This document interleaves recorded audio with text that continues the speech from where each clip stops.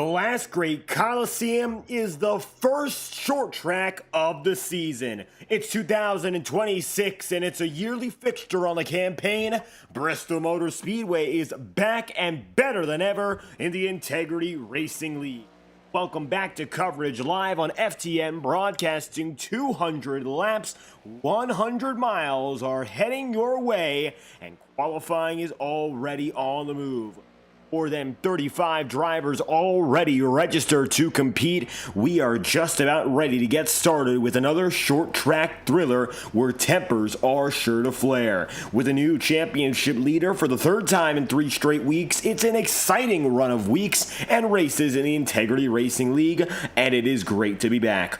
I'll be your host for tonight's broadcast. I'm David Kreutz, commentating and producing. 2 minutes are left on the clock, and we are settling in once again from one of our best known venues, the fastest half mile on pavement. And right now, Jacob Fife finds himself on the provisional pole. Sam Nieto in the number 2 just jumped up to second.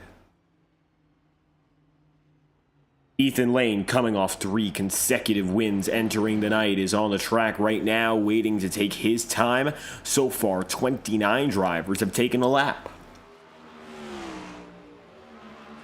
Richard Smith now entering that 30th position. Top time taken is Nate Campbell, only to be beaten by Jacob Fife.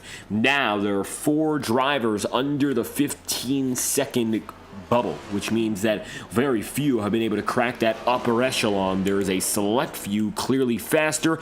Rest of the field, still we have some drivers getting closer, like Nicholas Ward and Troy Green, 5th and 6th, only 1 and 2 thousandths off that bubble respectively. But the cutoff is clear. Ethan Lane is now setting himself up for one last run.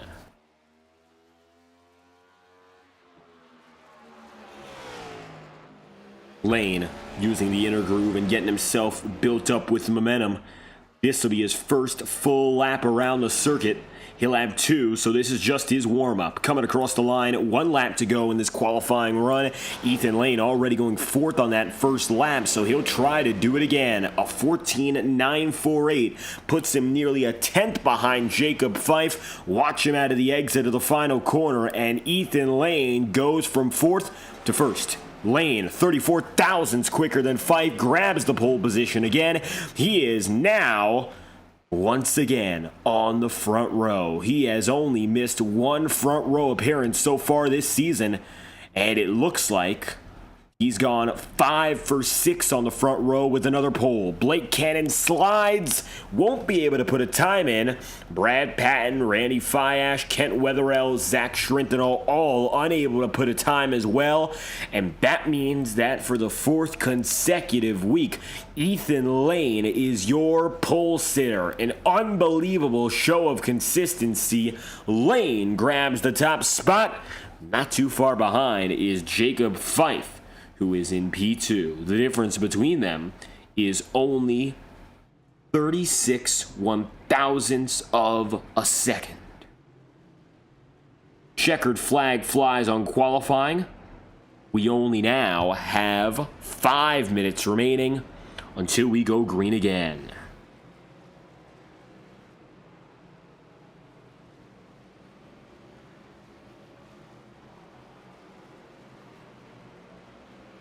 Now everyone getting prepared for the final time here. 38 drivers with us from the Bristol Motor Speedway.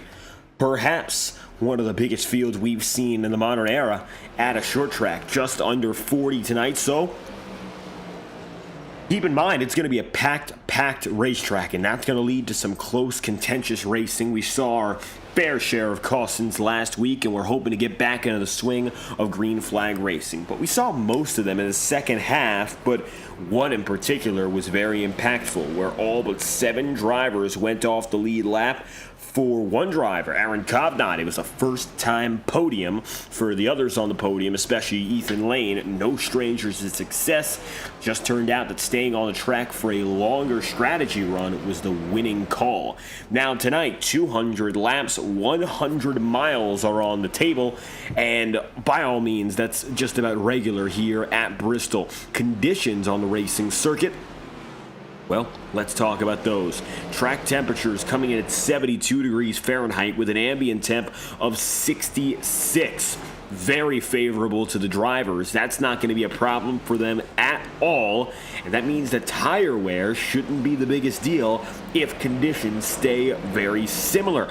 In terms of what we have regarding tire sets, 3 extra sets will be available to drivers, and tonight, no fast repairs as per usual.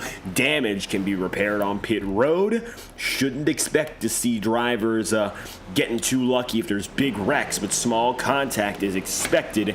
Sometimes avoidable, and it can be worked around. There's Don Stevenson. Stevenson qualified in 11th.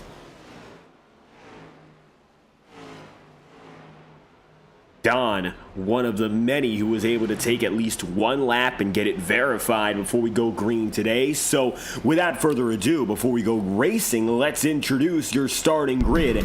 And it is quite the talented lineup. First and foremost, you're going to have the man at the top of the board, Ethan Lane. Lane grabs the pole position for the 4th consecutive racing night. And Jacob Fife in the number 36 goes second once again. Jacob lines up alongside Sam Nieto in P3. And Nick Tarbuck goes 4th with Nate Campbell and Nicholas Ward rounding out the top 6.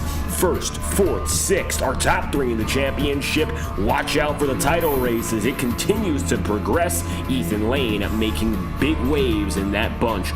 Troy Green getting his top qualifying position for his young career. He will go 7th alongside Brock Potter in 8th. Trevor Drago is 9th, and last of the top 10 is Nolan Potter with Don Stevenson and Aaron Kovnat fresh off a podium last week taking 12th.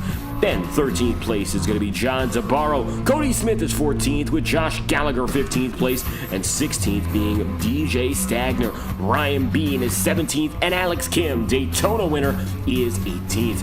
19th on the day is Robert Richardson. 20th goes Brant McClendon, and David Davis is 21st with Kevin Matz, P22. Bobby Keith taking the number 6 tonight, P23, and Eric McFarland in 24th. Last in the top 30 will be Sean Kalis, Aaron Eads, Thomas Lind, Ryan Potter, Richard Smith, and Austin Cardules with your final drivers overall, including Eli Cars, Matthew Cornell, and Andrew Hamilton in 33rd, the last to take a time. The final drivers include Blake Cannon, Brad Patton, Zach Schrentenel, Randy Fiash, and 38th on the lineup, Kent Wetherell. It's a 38 driver bunch getting ready to roll here from Bristol. It's a packed house. It's the last great coliseum, and the field is ready to rumble once again under the leadership of who else but Ethan Lane. Lane grabs the pole position. He finds himself the championship leader, and after a string of 3 consecutive victories, all eyes are on win number 4 for the 84 team. Practice has concluded. Championship, by the way, is a dead even battle. Ethan Lane, Nicholas Ward tied at 222. Both have qualified well. And with Lane's 5th pole, he gets a bonus point that'll put him up when we go green. 200 laps are on the table tonight. Watch out as every driver gets loaded up right now. Sam Nieto will take 3rd today. Strong qualifying run for him, looking to bring back some momentum to the 84 team. Jacob Fife in the Integrity number 36, red, white, and blue, has switched up the paint scheme for the year. Started off the season with that Sim Motion 36 and bringing it back to the basic Integrity look. He'll be rolling with that for the next half of the season. Ethan Lane, no stranger to the PNC 84, shades of Chip Ganassi Racing, and Scott Dixon, among others.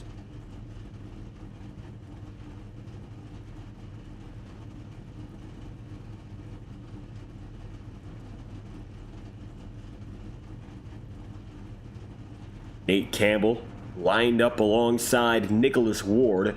Ward having the most successful start of a season so far. 2-time winner last season. And that was the start of what has become a great early run in 2026. For the first time in more than half a decade, a real title contender leading the standings for more than a week.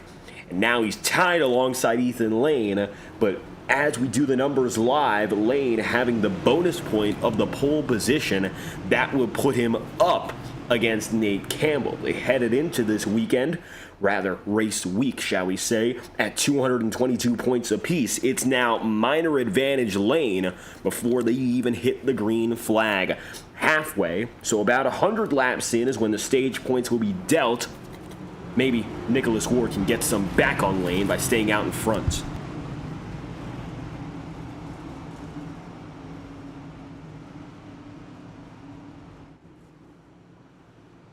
Sunny skies, but cool temperatures are the recipe for this week of racing. Now, the Bristol Motor Speedway, without any extra troubles, is already challenging by itself, and coming off of a track like Dover, it's somewhat familiar. High banking, high speed, not a lot of room to run. Ethan Lane and the entire pack will be challenged once again, but there's even less room to run or hide. Green flag is out once again. Ethan Lane will bring him to green for the 5th consecutive time, and we are underway for the last great coliseum. Lane on the move. He's got the entire field of 38 right behind him.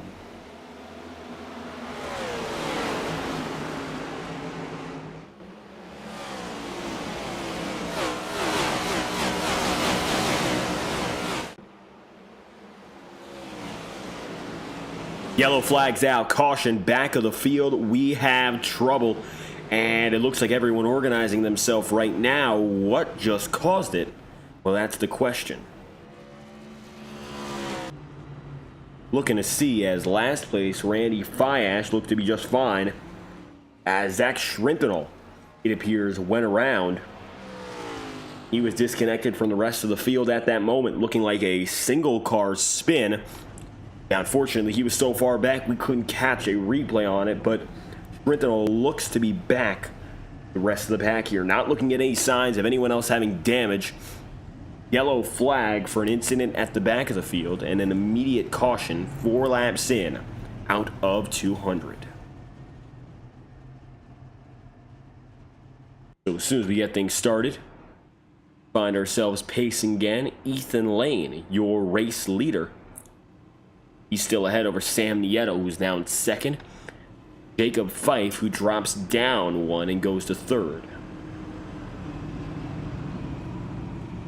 Trevor Trago tonight, after fighting alongside his teammate Brad Patton to go for 2 top 10s for the Wanted Goons crew, now finds himself starting in the top 10. Great for the number 37 of Trago. Now trying to find himself a little bit more individual momentum. Wanted Goons was looking good to start the year off the back of some strong Brad Patton runs, but it looks like Trago over the past 2 weeks, he's gotten himself exactly where he wants to be.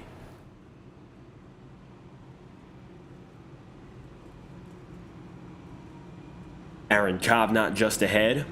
Brock Potter, who started in 8th, is now the leading man among all Potters in this race.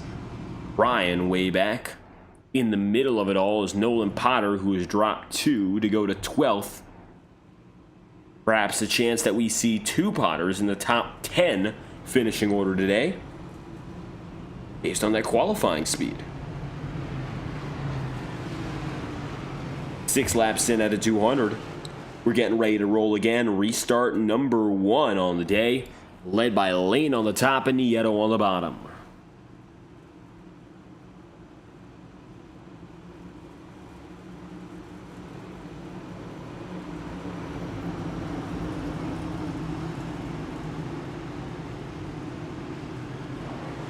Green flag will fly, led by Lane. Early troubles, and the most of the field gets away. Looks like a solo spin for Zach Schrintenel. All is well up in front.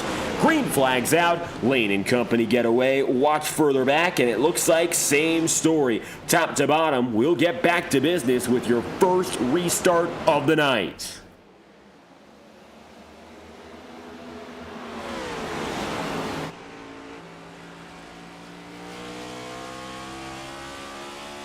It's everyone behind Lane, and up in front it is single file with some two wide shuffling at the end of the top 10. Let's see exactly what's going on here. Troy Green, Trevor Trago and company going 2x2. You've got Trago, Potter, Aaron Kovnat and company all alongside one another, with Cody Smith now in the mix too in 13th.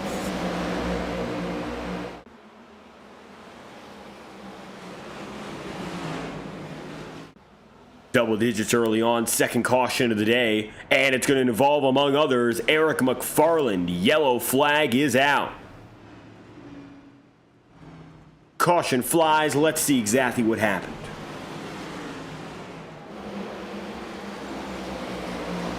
Eric was coming around, and contact from Ryan Potter came up the track, and Potter, with netcode problems, either spun McFarland or he went around at the same time on his own. Couldn't quite tell.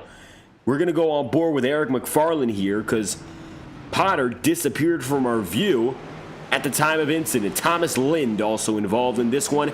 It began with Potter, but take a look inside the cockpit for McFarland.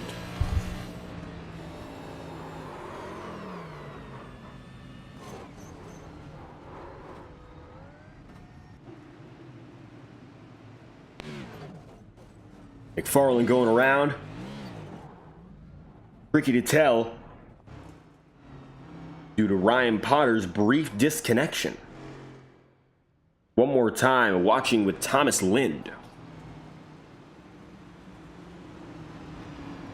We'll see whether or not it was Lind also involved with the contact at the end.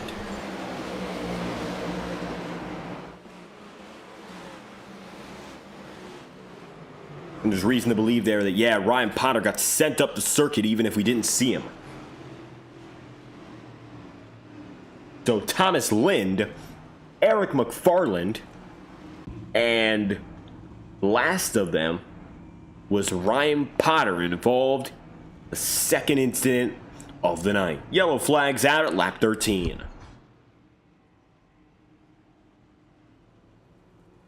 Major thank you to Reese Balzeski for subscribing to the FTN membership program and becoming our first member to subscribe this month. A reminder for all FTN fans, FTN membership helps make these broadcasts possible. There's no other way to do it without your support, and fan support guarantees that broadcasts can be brought through top quality with minimal interruption all throughout the racing season. Thank you again, Reese, for the subscription to the FTN membership program. It's as little as $2.99 a month. So any fans who are dedicated to the broadcast here on these Tuesday nights or any other FTN series, if you want to support, that is the best way to directly do it and help our broadcasting team. We're bringing at the very least 3 broadcasts a week now and looking to go for even more as the warm months approach.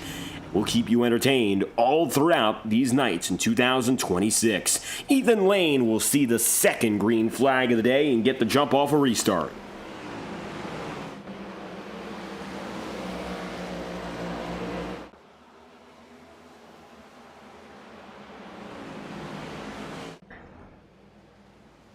Lane gets the jump and leads the lap. He's led every one of them so far, and over the course of the past 3 races, he has led more than 90% of all laps. His dominance has been unquestioned so far to open this season, and again, this is even unprecedented for Ethan Lane. Usually it takes him about half a season to get to this rate. Yellow flags out again. We got problems outside of the upper echelon. 17 laps in, it is your third caution, and the field backs off again. Now, what happened here is the question. Another yellow flag early. Oh, there you go. Right there. That was an incident involving someone we just had our eyes peeled on. Flashed right off our screen. Now, take a look, and you'll see from the upstairs perspective who exactly it was. Yellow flag out at this time, and still trying to see There's Cody Smith, Eric McFarland. One more view from a wide angle should give you a better picture of where the incident was. Slow down, the field slows down. I believe it was Ryan Potter. We'll take a look one more time to confirm that. It looks like we might be wrong in that belief. But it was one of those red Chevrolets. One of many on the racetrack. Austin Cardule is right now off the circuit. It was Austin Cardule's. It was an orange Wheaties machine. There we go. So Austin with his first incident of the day. It's the third caution overall. He goes one lap down, and it's the Wheaties Camaro that falls to the wayside. Loose, no contact, and the 31 slides out. Now he's back on the way with Ryan Potter coming off a pit road, but it just looks like he couldn't hang on.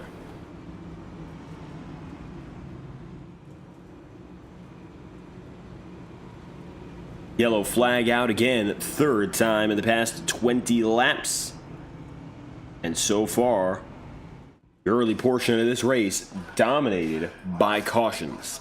We'll go green again at lap number 22 for our third restart.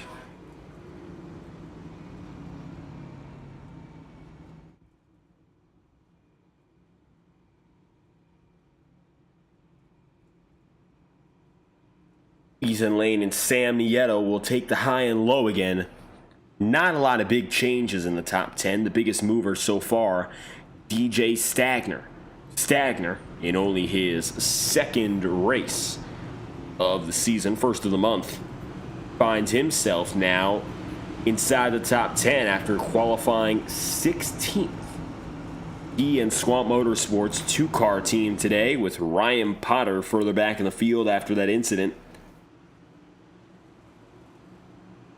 And DJ now lines up high. Nate Campbell in fifth.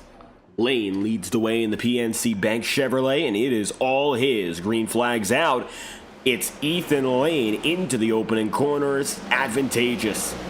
Sam Nieto, third up to second, gains that spot early, and he has not let it go since. Green flags out again for restart number 3. Caution, Troy Green, Cody Smith, and multiple other drivers piling in, and the wreck has not yet ended. Caution is out. Watch this. Another multi-car bundle. This one looking a little bit nastier than any of the ones we'd seen before. Green, nudged by Alex Kim, went up the track, hit Trevor Trago, collecting Cody Smith. Next from there, well, you can see the few drivers around. Brant McClendon drifted. Just got nudged up by Sean Kalis. Josh Gallagher got a little bit of contact from the 05 of Lind. Eli Cars got spun around. Zach Schrentenol connects contact. Ryan Potter spins as well. And it looks like Randy Fiash the last to get some. The yellow flag flies again. McClain getting back to the leaders here.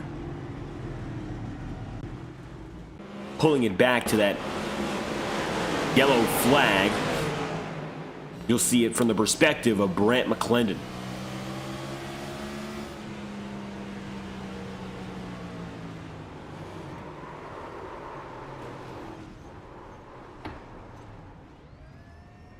He slid out the way, and it almost looked like he would be able to maybe get through. But the contact with Sean Kalis did him in, and the yellow flag for the 4th time tonight is out. Cautions are rather common to start this race.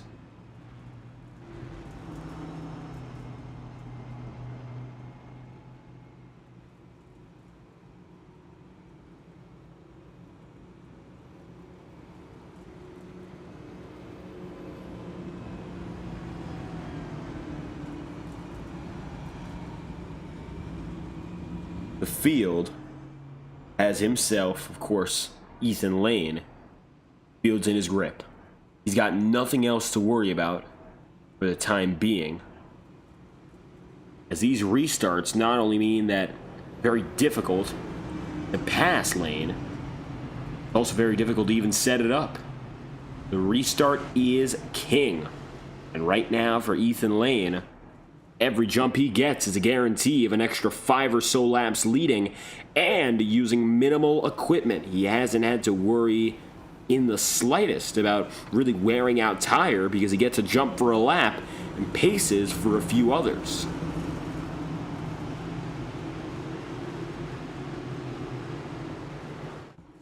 The field heads green again as Sam Nieto and Ethan Lane are ready to do battle once more. Green flags out, Lane gets the launch, and the pack is back on its way.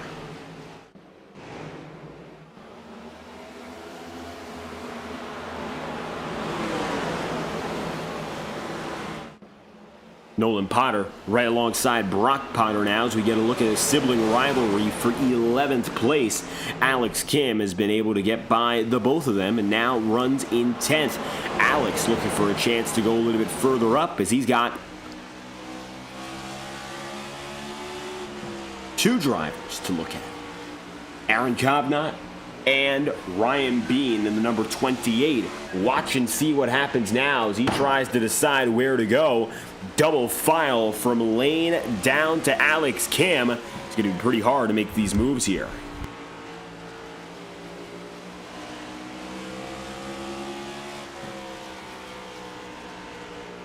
Drivers are most invested in protecting their line.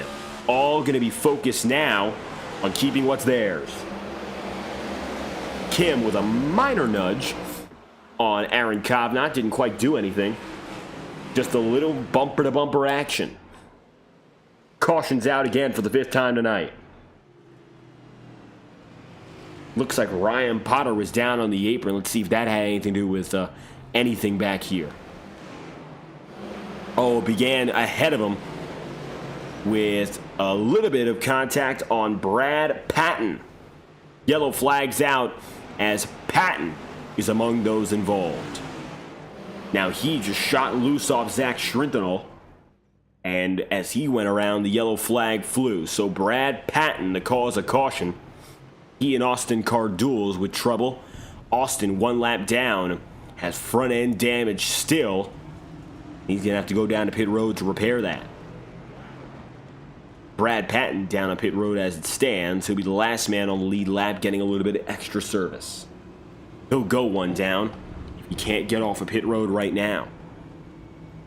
And it looks like going to stay for the time being and go 1 lap down. Trevor Trago with the stronger start, but it hasn't been the nicest of days just yet to either of the wanted goons.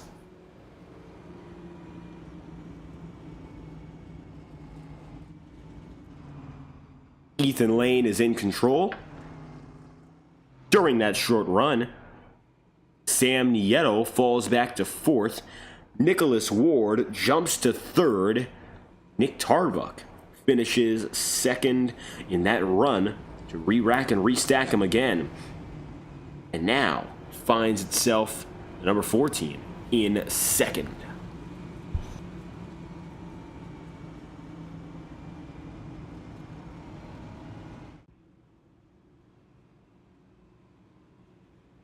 Blake Hannon has made his way from 34th up to 16th, making it up more than half the field in only 30 laps.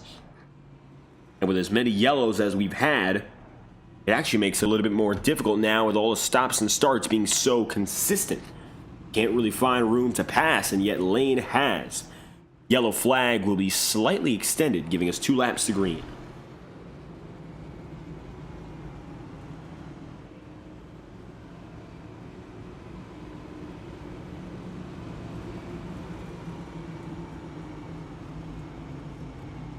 An interesting piece of time trivia.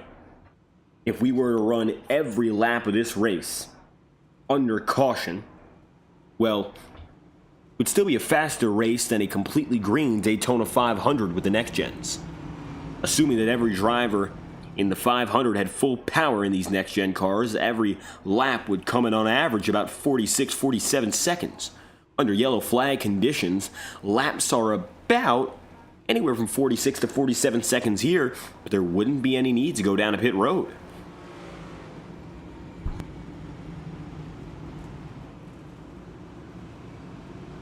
Now, hopefully, we get away from all the yellow flags that we've had so consistently. But for the time being, it looks like a little bit of complication in even keeping things clean and green.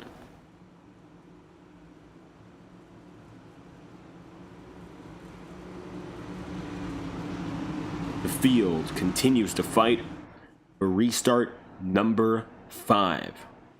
It's time once again as Ethan Lane takes the green flag, and Sam Nieto is now right behind him. 36 laps in at the 200. Double file further back, and again, Lane gets control.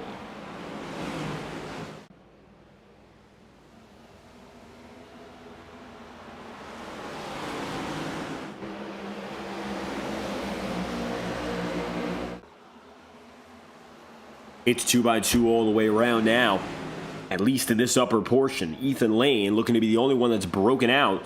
Aaron Kovnat now side by side with Nolan Potter. Alex Kim in the 73 here rolls in 12th. Kevin Matz, 22nd up to 13th, is now up 9 spots. Big contact. The yellow flag is out again. And a nasty wreck in front. It's your 6th of the day. Watch this. Take a look.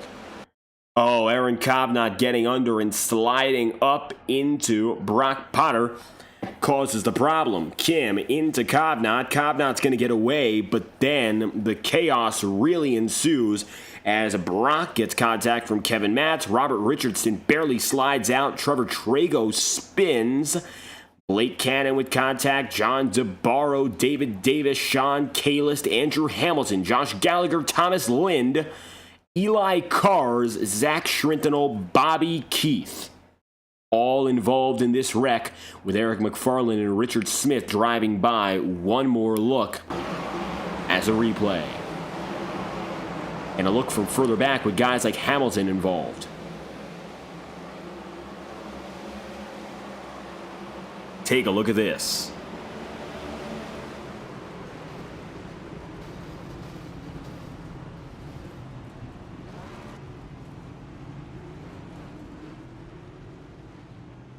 Parking lot again at the front of the field.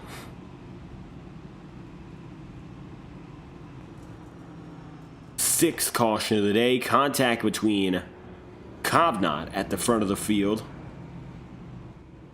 and Brock Potter brings out the yellow at lap number 42.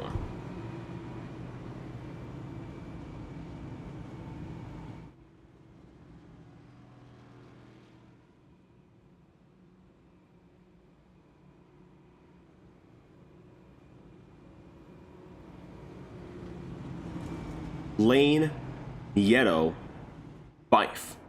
1, 2, 3. The battle rages on at the head of the field as we head toward the 1/4 waypoint.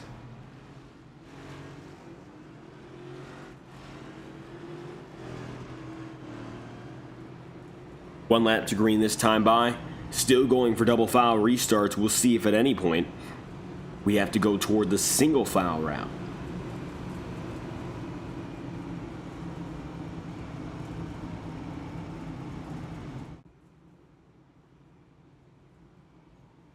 Nate Campbell, DJ Stackner, Ryan Bean, all rolling high.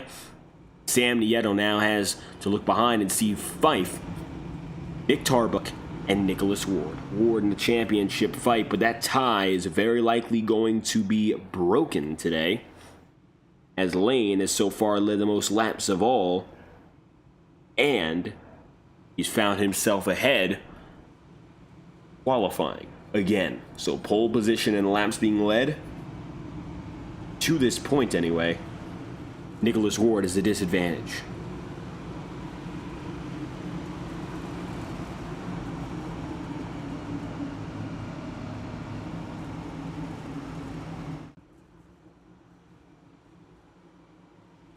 Green flag will fly this time by.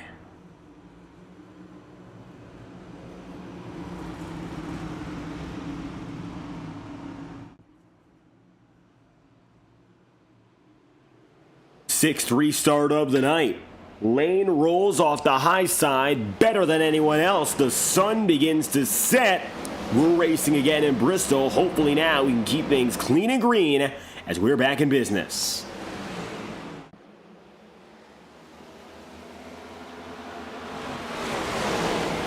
Yellow flag is out again, and we're about to find out. What was the cause of this one? Looks like it was way at the back of the field. Don't believe we got a read on it, but we are seeing smoke as Brock Potter, Sean Kalis with damage. 7th caution of the day, 47 laps in out of 200.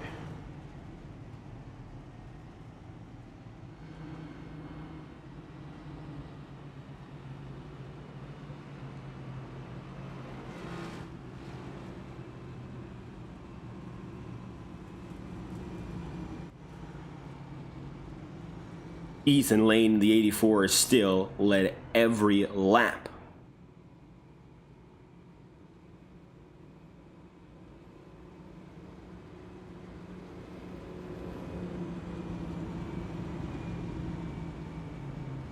Pit road, at this rate anyway, I don't believe that we're going to see anyone really have to go down there. We have a 100-mile race ahead of us, and with all these yellow flag laps, fuel saving has been immense. Take a listen on board and see how aggressively Lane is saving. Let's see if at all he's doing anything aggressive when it comes to fuel saving. Maybe he is, maybe he's not compared to everyone else.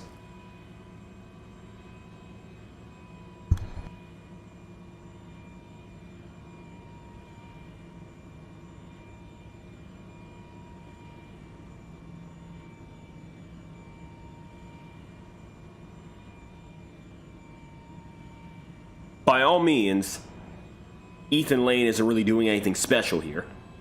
But notice he's in 5th gear and isn't really putting a lot of power into that engine. You look a little bit further behind him, Sam Nieto in 3rd gear, maybe putting a little bit more power down than Lane is to pace. That's a small difference, which could make all the difference. Nolan Potter given the end-of-line penalty for that incident.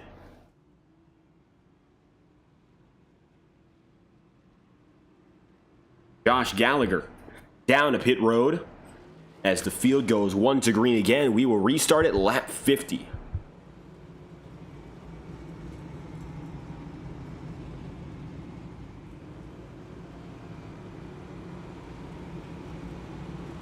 About 150 laps remaining after 7 cautions, and coming through this time by 7 restarts.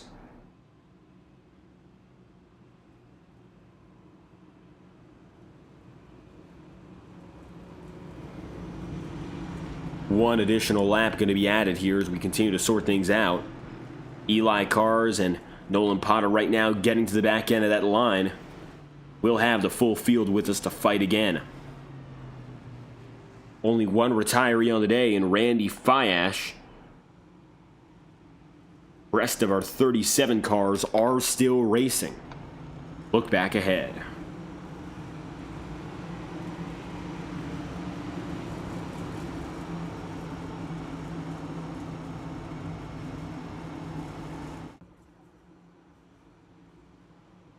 Ethan Lane and Sam Nieto no longer the front row, and instead it's the number 45 of Nate Campbell up and ahead. Fans in the chat room, if you have any favorite drivers you'd like to support, make sure to let us know and sound off in the chat room. We'll read out our shout-outs all night long. 7th restart, it's a good one for Lane. He'll take control again.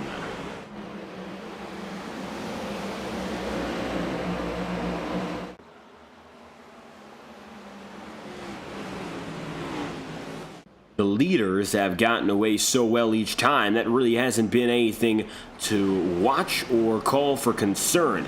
What has been in the eye of most has been the back of the field, particularly outside of the top 25, where most incidents have happened on the night so far.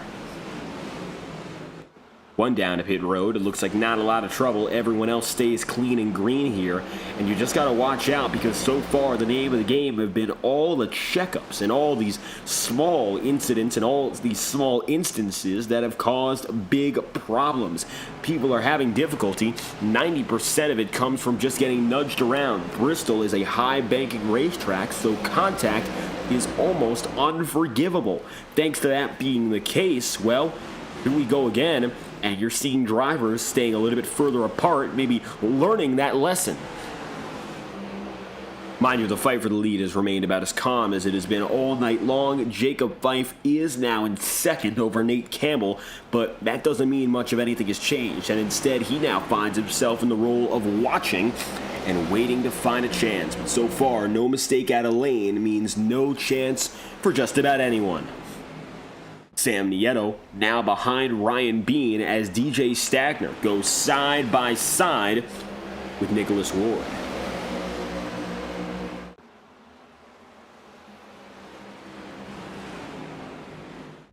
"58 laps in. Longest green flag run of the day was close to 15 laps. Ideally, we go longer next time because this one won't be it. It'll be Brant McClendon around. The caution is out for the 8th time today.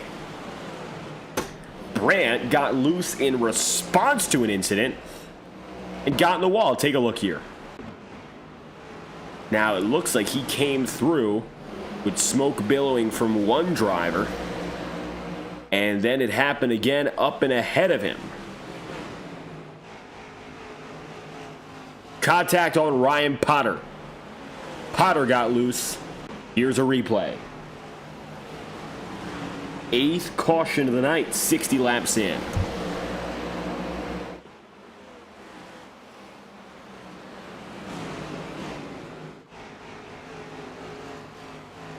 Looks like perhaps a tap off Aaron Eads will pull it back with a rear end perspective to show what caused it.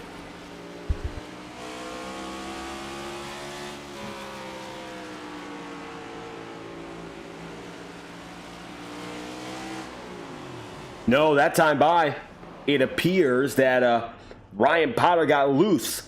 Now finds himself on pit road getting his damage repaired.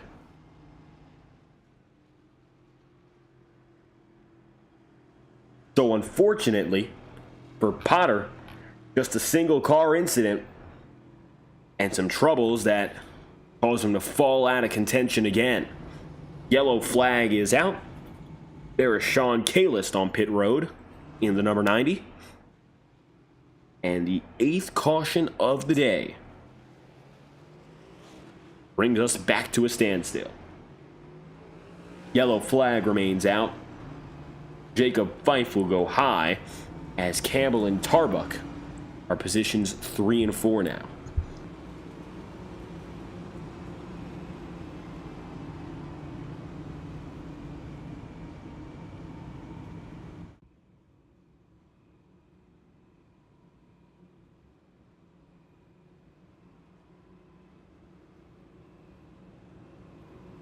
This group is set to roll again at lap number 64 under green. If there's any extensions, we'll go beyond that point. Troy Green has dropped the most positions from qualifying in the top 10. Now finds himself 24th on the opposite side. 17th up to 7th is Ryan Bean. 16th to 5th is Jacob Fife.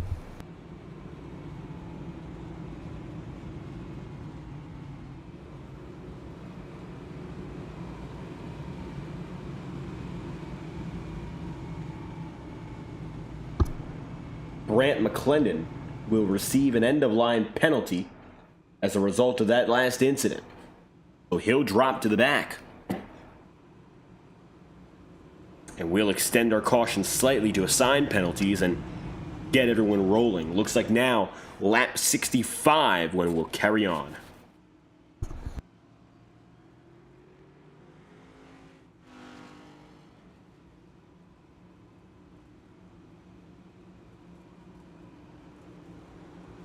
Sam Nieto, with connection problems, just dropped out of the lobby.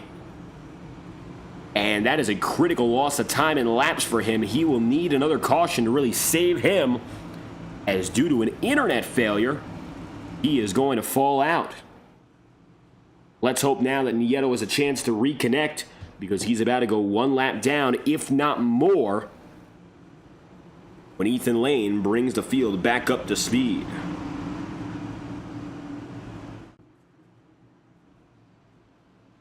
iRacing pace car down low. Green flag back on the way, and it is all Ethan Lane rolling by with Brad Patton on the inside, getting off pit road for some damage repairs. Lane in control. Aaron Cobb not contact to Richard Smith, and the yellow flag will fly. Eric McFarland, Kent Weatherill, Ryan Potter also getting in that one. Sam Nieto gets what he needs, and a 9th yellow in 66 laps. Kovnat saw a gap, went for it. Smith comes a little bit further down, contact with McFarland. Then Kent Weatherill slides, Ryan Potter does too. Tricky night for Potter, another incident and another slide around, as Richard Smith will drop to the back in 28th.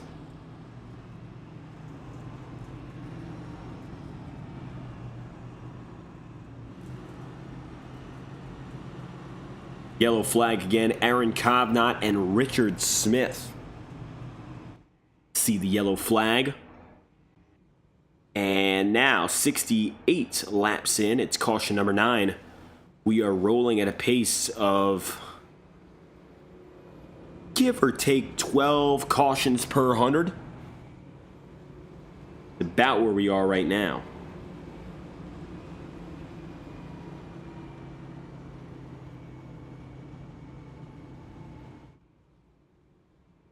Hopefully, we can have this group tighten up a little bit and keep on fighting in green flag capacity. Still have not gotten a longer run than about 15 laps.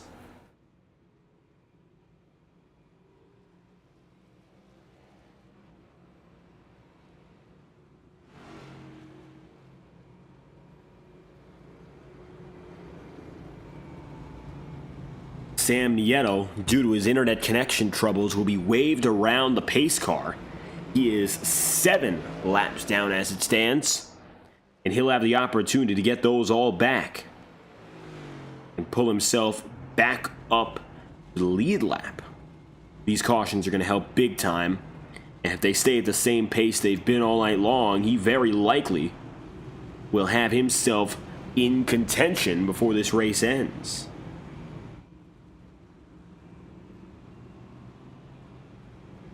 Wouldn't be all too surprised if that's the case.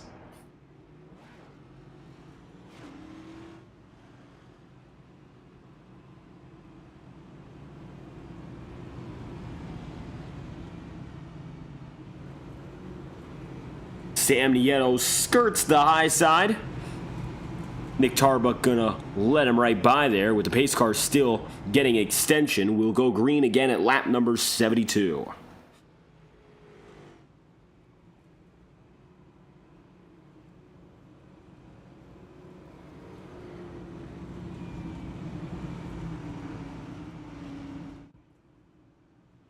Now, for the first time all night long, a driver who qualified outside the top 10, the top 20 rather, is in the top 10. David Davis from 21st up to 10th. However, Andrew Hamilton from 33rd to 11th is knocking on the door and by far has made the most spaces and spots up of any one driver tonight.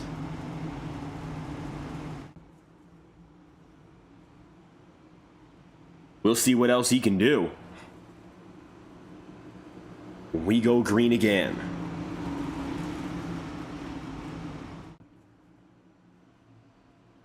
Ninth restart of the day. As the green flag flies, Ethan Lane's got it. It's all his, and everyone behind is side by side and trying to file into the inner groove. Inside is preferable. John Navarro going to lose some time and some space there. And he'll slot into the low groove once more. Sam Nieto is now 5 laps down as he finds himself far away from the rest of the field up front.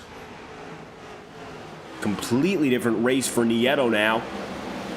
But based on what we've seen throughout the night, he still has a chance to return to the upper grouping. Just going to need a little bit of luck now and timing to go his way.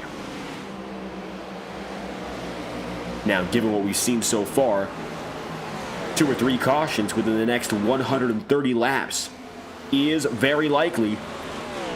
However, I'm sure, after all the yellows that everyone's had so far, they would love to just avoid the caution entirely.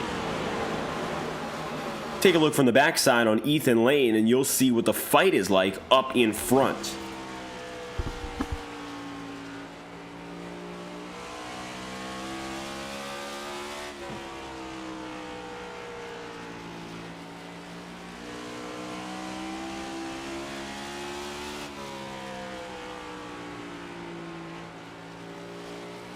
Right now, not much a fight for first, but you might have seen it in the back of the frame. Nate Campbell will take third from Ryan Bean. Bean now dropping back 1 spot. And that might just help out Nick Tarbuck here, who's catching up to the 4th man in Ryan Bean.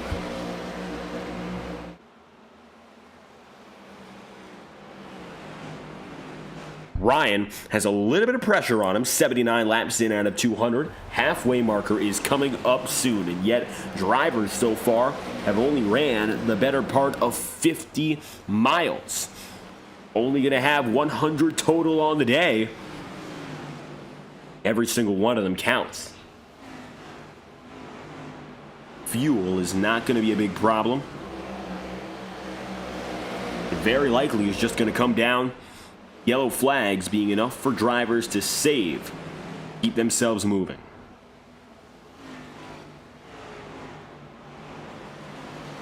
.82 laps in out of 200, double file now. Blake Cannon making his move, and Andrew Hamilton gets by with Trevor Trago, the lapper on the inside. Cannon is now working his way back up. Blake gets up to 10th on that lap. And he's going to get by Hamilton to become the first driver outside the top 30 today to make it to the top 10. Yellow flags out for the 10th time tonight. And as the caution flies, oh, another incident. That's live, folks. Thomas Lind with contact. I believe this begins with, well, Alex Kim just disconnected, so I'm not sure what happened with him. But this began elsewhere with Jacob Fife, who was running in 2nd beforehand. Take a look. And I think it's a one-man incident. A safety yellow for driver error. Fife is going to go around. And it looks like just loose off corner. Caution. Now, after the yellow flag flew, you saw the incident with Thomas Lind. Richard Smith got on him after the caution flies, and he's up in the wall. 2 incidents at about the same time. Caution's out, 85 laps in out of 200.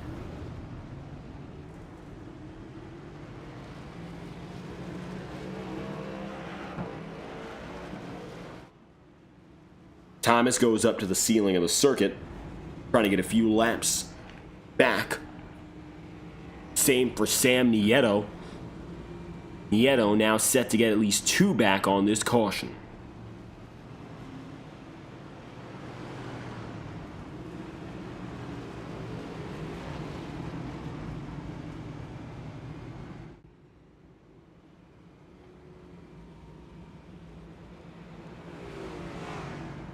Sam Nieto and Brant McClendon getting a lap back. Brant being the lucky dog on the day. Nate Campbell now your leader, as it looks like Ethan Lane has decided to go to pit road. And so Lane will lead the trend, get back out on the racetrack with a fresh set of Goodyear tire. And with that, he's got the fuel to carry himself without concern. He last went down to pit road just now. And so Ethan Lane, sacrificing track position, goes down to pit road. 19th place as they run. Still, a majority of drivers up and ahead of him have not gone down at all. If a driver's last pit lap was 0, it means they have not yet gone in. Ethan Lane is going to lead all those on new rubber, ahead of Ryan Bean and DJ Stagner, which means it's about half and half. Half the field just went in, half the field did not just go in, and of that half, about another 2/3 have not gone down to pit road at all, including your leading drivers in the top 10.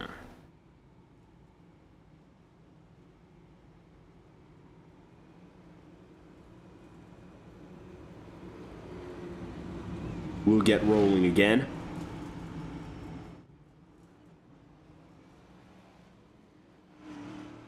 At lap 90 now.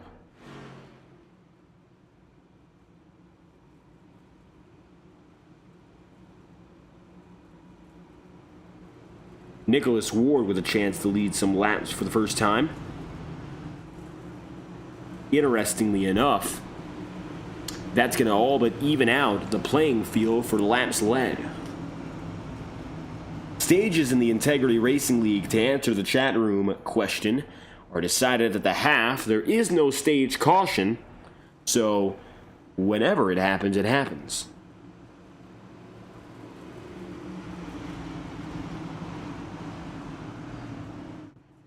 10 yellow flags on the day gives us no reason to do anything else but our 10th restart. Nate Campbell gets the launch on Nicholas Ward and gets it pretty strongly there again on the outside, which has been dominant off restarts today. 90 laps in, we're back in business.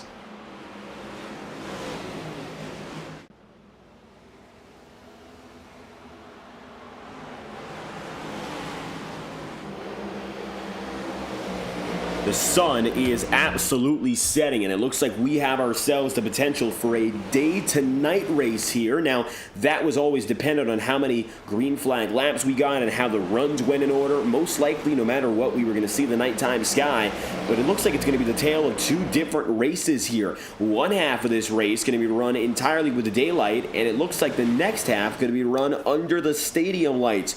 We are quickly approaching that total nighttime condition. Expect within the next few minutes the stadium lights to come on, which means that track conditions might become a little bit more favorable to the aggressive. And we say that because it means that track temperatures will decrease. Right now it's 77 degrees Fahrenheit. It's a little bit higher up than what it was beforehand. Yeah, lap 100, the stage break on the day, or the stage. No stage break, no stage caution, but that's when the stage will come through.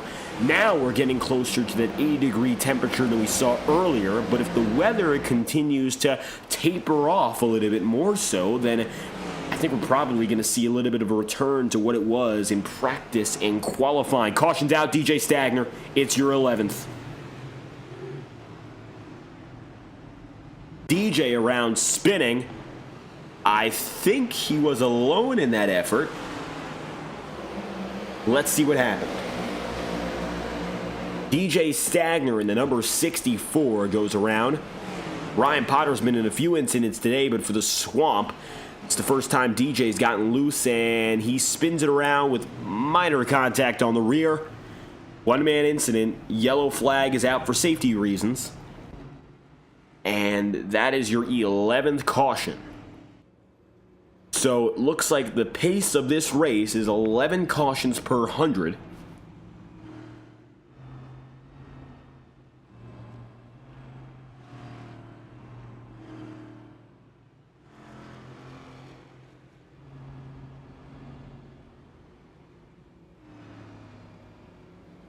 And we'll be heading to the triple digits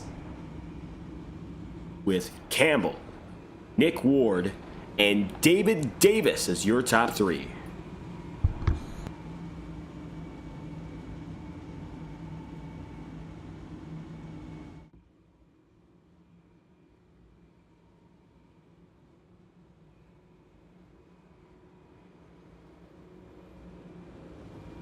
This is big for the championship hunt, as remember, we talked about stage points being assigned between your top two guys. Nicholas Ward right now runs in second.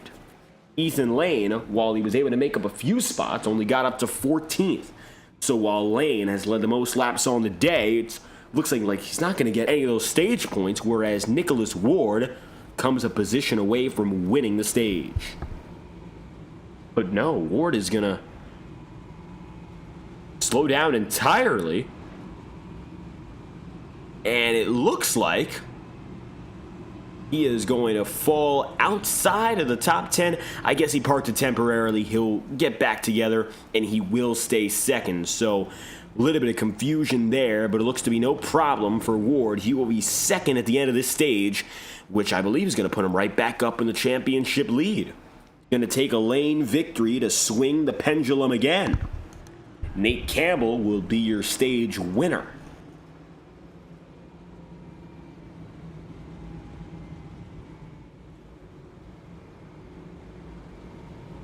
Ward will collect stage points for Roadhouse Racing.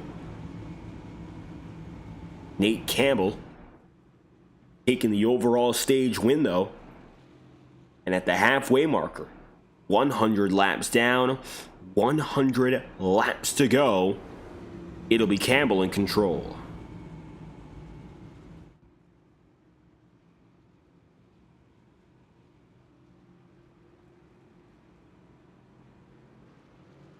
Organizing the field 2x2 this time through. Looking to restart at lap 101.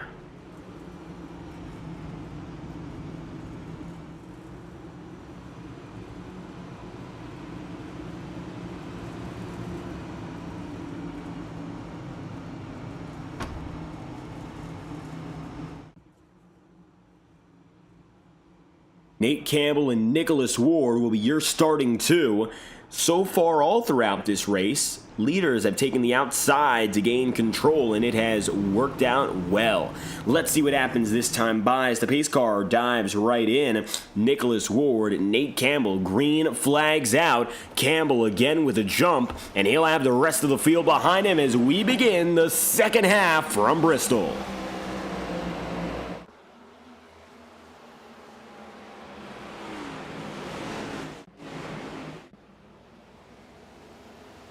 Aaron Kovnat getting around the outside on Trevor Trago now.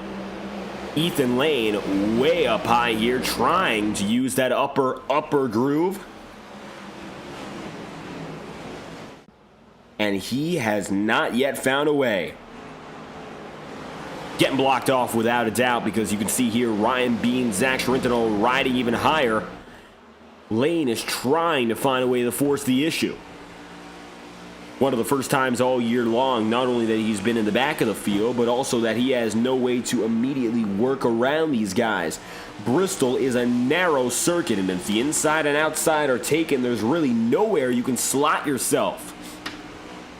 So right now for Lane, just looks like he's going to have to find his way even if it's difficult. Good move there for Lane to get him up into 11th. Trevor Trago hanging on. And it looks like he's been battling the adversity to make it back up in the top 10. Trevor remains one of the hardest fighters. With 94 laps to go, he gets by as Ryan Bean is now next target.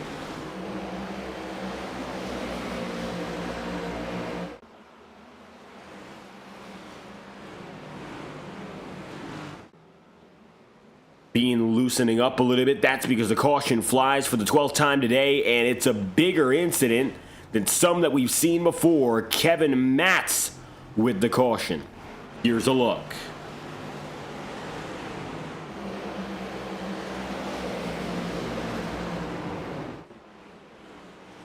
Matt sliding around with Ryan Potter, Jacob Fife, Cody Smith, and Aaron Eads all collecting contact. Here's a look one more time. Ryan Potter was on the high side here and came loose into Kevin Matz. And he was blindsided by that one. DJ Stagner, his teammate, Ryan's teammate, was barely able to get away. Caution's out with 91 laps to go. Your 12th on the day here as Nate Campbell decides to go into pit road.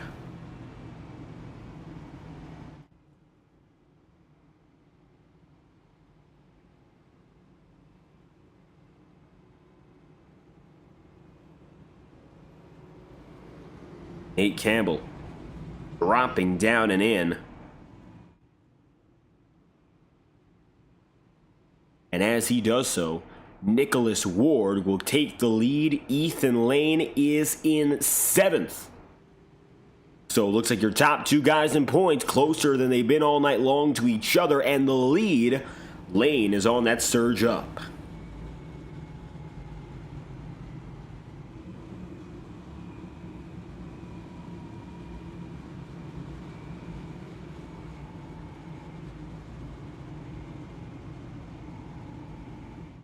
.90 laps to go.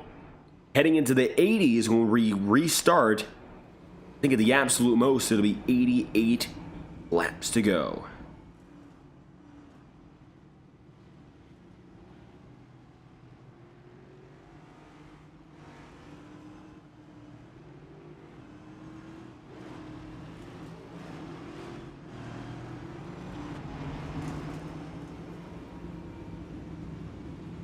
.89 remaining at the last great Coliseum. David Davis back up to 4th.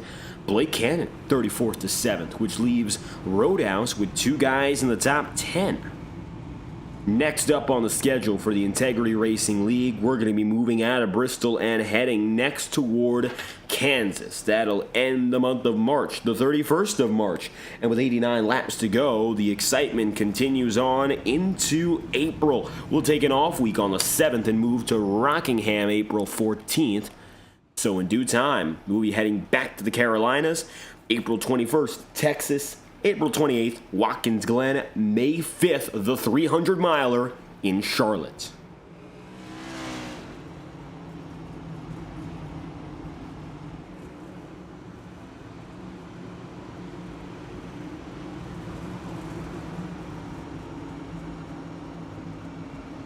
.88 laps remaining.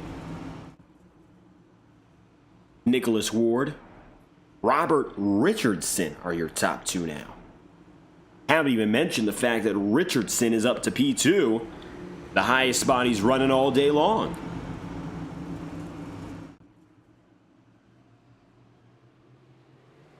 Here we go again. It's a dozen to do it.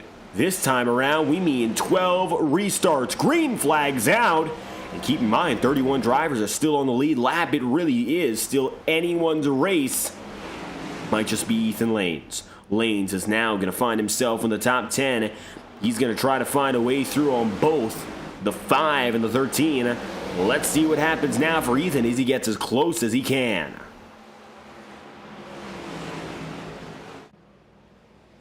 Take a ride on board right now with Ethan Lane. Gets up to 3rd. Now going to try to use that high side and clear for 2nd.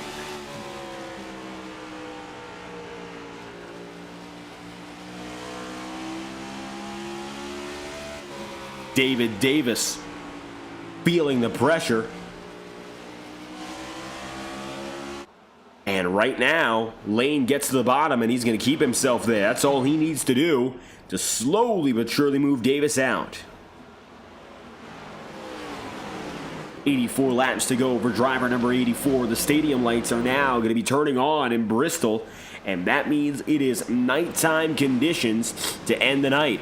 Jacob Fife, after some incident, looks to be back inside the top 15.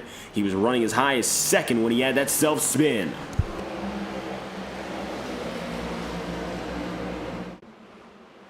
Caution's out. 13th time tonight. Now let's see why. Thomas Lind went around. Lind, loose, and up.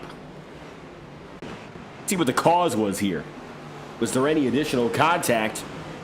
Or did the 0.5 just get a little bit slippery? And I'm thinking it might have just been the latter.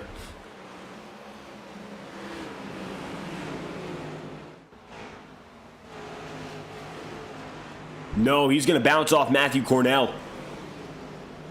And he was able to get through the front straight, but he really slid the whole way through. Now finds himself on pit road.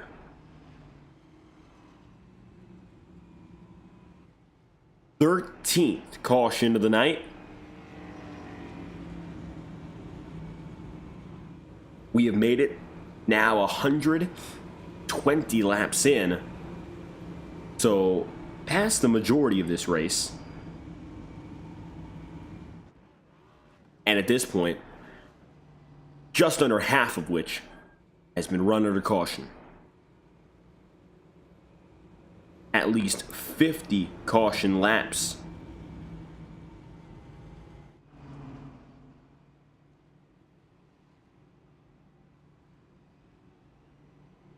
And it could still become much more. 80 laps to go. We'll restart with close to 75.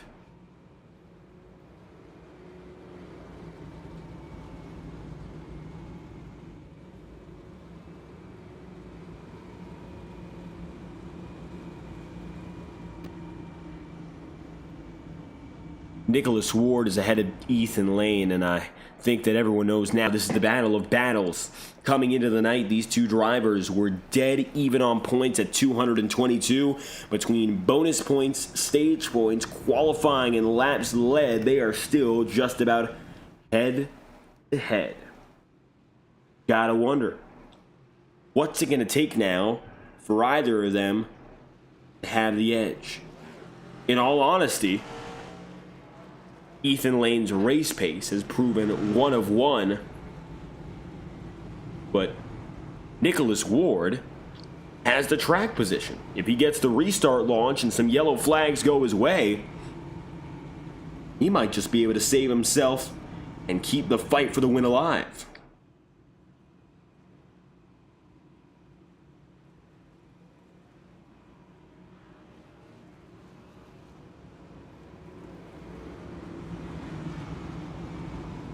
Cody Smith going to get himself an extra lap back. In keeping up with an earlier story, Sam Nieto is on the lead lap, finding himself now 29th from as low as 7 laps down.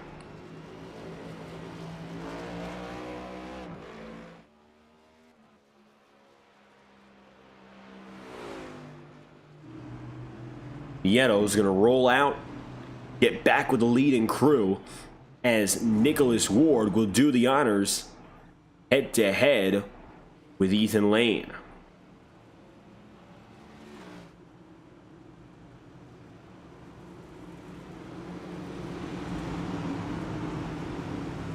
"76 laps to go.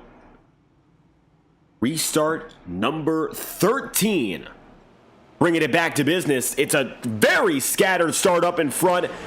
Lane, the only driver to match Ward. Nick Tarbuck, a distant third. They're fighting for the lead already. Green flags out.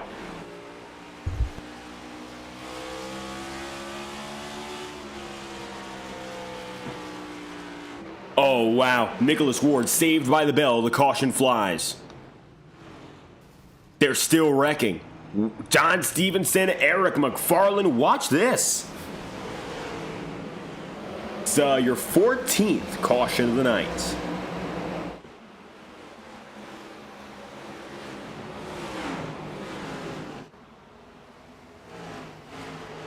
Aaron Eads came up the circuit and slammed Don Stevenson.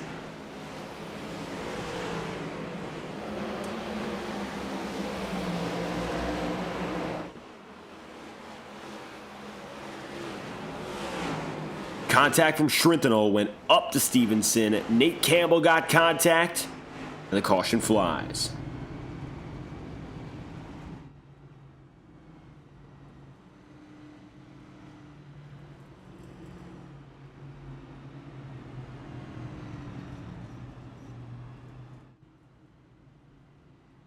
Aaron Eads will roll in with Don Stevenson and Troy Green.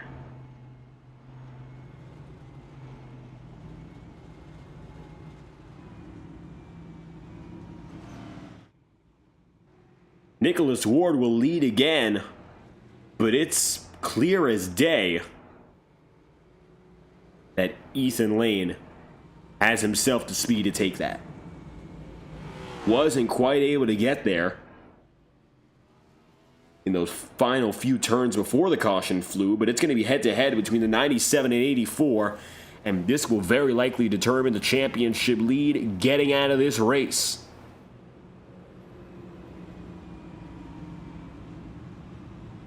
Cautions have, without a doubt, thrown a big wrench into the equation all night long, but these two clearly have something the rest of the field don't.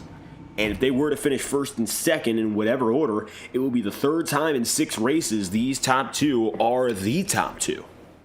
Nicholas Ward having a great breakout again. 2 wins last season, but it looks like he has pulled it up to another level. The only problem is that he's had Ethan Lane right up alongside him on an even different level, perhaps even higher, to say the least.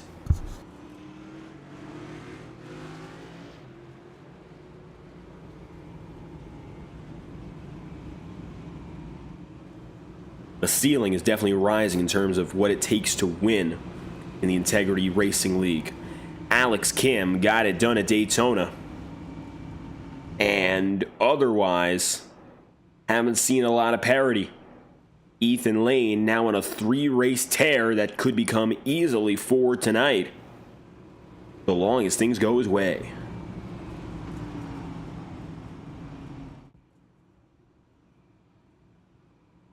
We'll have less than 70 laps to go when we go green.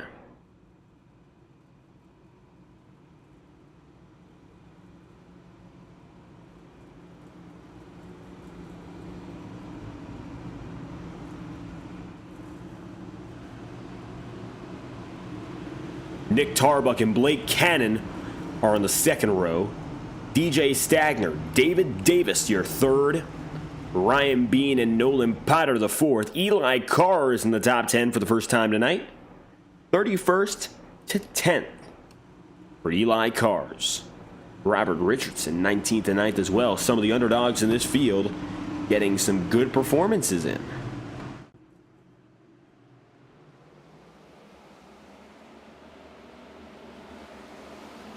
Let's get back to business. It'll be Nicholas Ward with your, I believe now, 14th caution. Make that 15. Yellow flag's out again. And it looks like this one was at the way tail end of the field. To try to catch who was it. And I'm believing, yeah, it was Kent Wetherell. Kent brings out the yellow flag here. He went up high, it was a safety yellow. 1 car spin, the rest of the field gets away. Caution is out.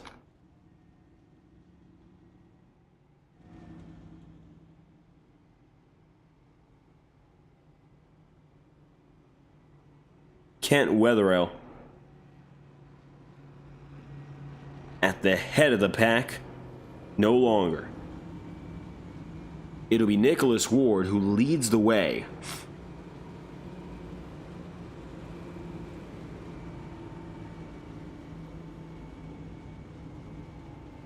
And we'll have closer to 60 laps remaining upon our return.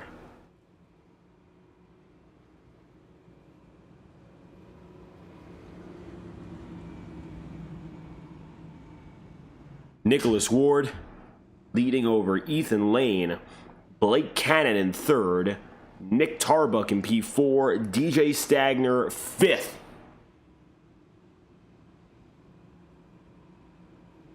And it remains a very static run up in front.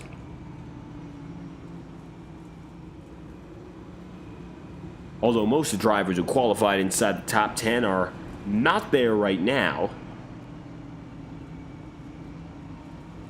Ward and Lane have remained representatives of that higher up position in qualifying, and really, for them, almost nothing has changed.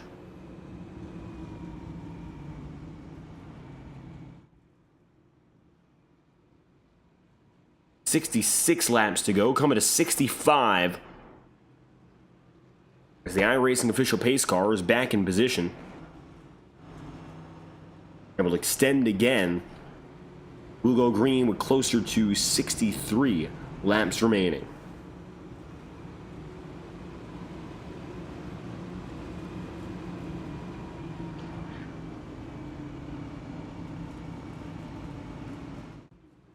Nicholas Ward and Ethan Lane are right alongside each other still. We've been saying that for the past 30-35 laps. Wondering, of course, what is it going to mean? These two drivers get a chance to square off in real time under green flag conditions.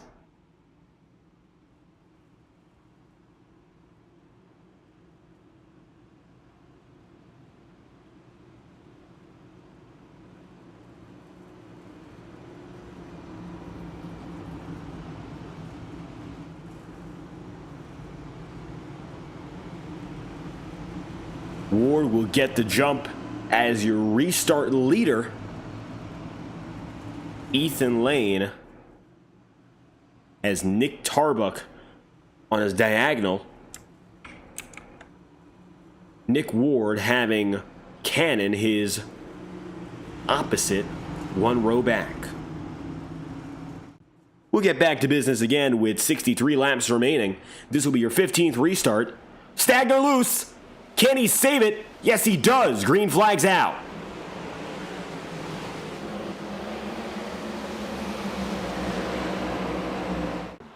Now it's going to be Nicholas Ward who sees a lane shake. A rare mistake. That's going to give Blake Cannon an opportunity.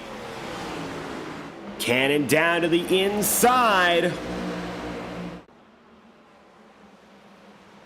Yellow flag's out.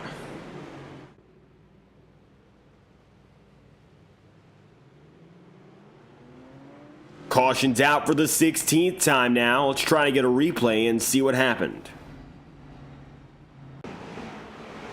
Brant McClendon. McClendon went around. Let's see why.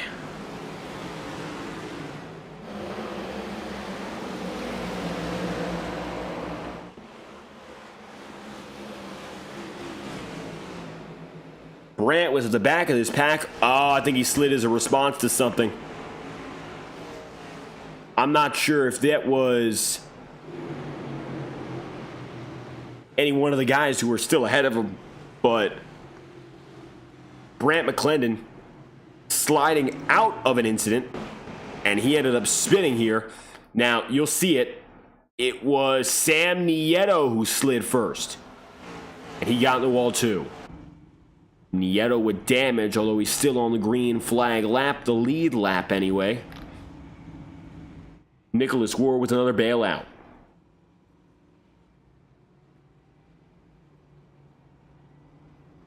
$60 laps to go. We'll get down to the 50s next time around.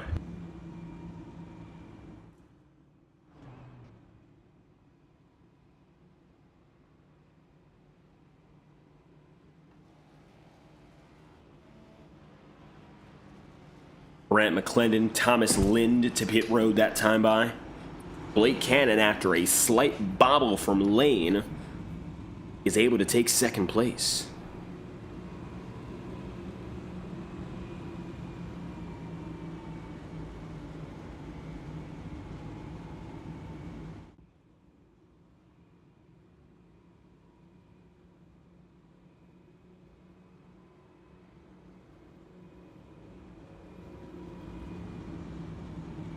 Fans of FTN Broadcasting, if you've been with us through the long haul, thank you for staying through and through. It's been a long night here from the Bristol Motor Speedway, but the action is sure to pick up when we keep on battling for the lead. Still got ourselves a lot of time till the checkered flag is decided, so if you're interested in seeing that all come down, make sure you leave a like on the stream, subscribe to the channel, and we, of course, will make our way the checkered flag in due time. Got 30 races this season. This is our 6th of the campaign, and if you enjoy the coverage on Tuesday nights, we would love to have you stay with us all season long. Nicholas Ward is eyeing his first win of the season. The goal right now for Ethan Lane is 4 consecutive. We'll see what happens as we battle back yet again.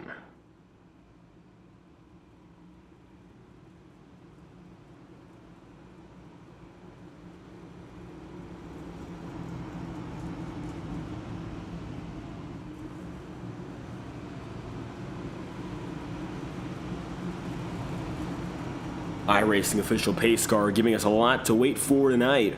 It's been a busy day for Fred Jones inside the Pacer. Now, to this point, he has run a total of at least 64 laps in a race that has not gone 150. That is still just under the 50% clip. Here's to hoping 17 isn't all that close. Green flag's out again for Nicholas Ward. He'll get the jump. Lane is on the second row, and Ethan again is going to have to make up a little bit of traffic time. Take a ride on board with Lane. Nick Tarbuck looking for third.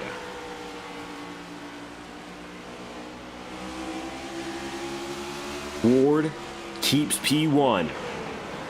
Watch behind, Aaron Cobnott, the mid-pack, all together. 3 wide up top, Ryan Potter getting away from John DeBarro. That looked risky. Luckily, everyone got away from it. 55 laps to go with 16 yellows to this point. Every moment that has passed has gotten us closer and closer to that ultimate conclusion, but we're worried, of course, that we can't get there without a green flag. Caution, Eli Cars, that's the 82 around. The call on the field is yellow. 17, and the wreck just came to a close after contact with K-List. Contact for Eli Cars. The yellow flag flies again.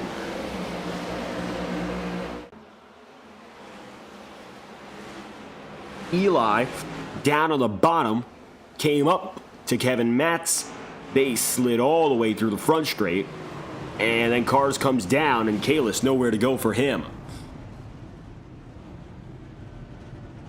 Tricky for Sean, of course, in the 90.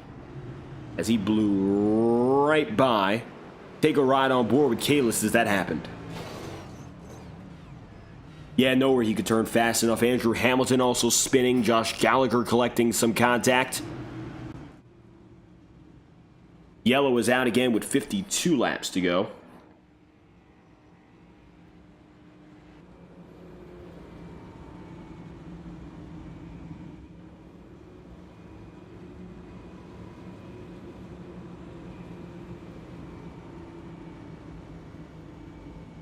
We'll be in the 40s next time by 17 laps remaining.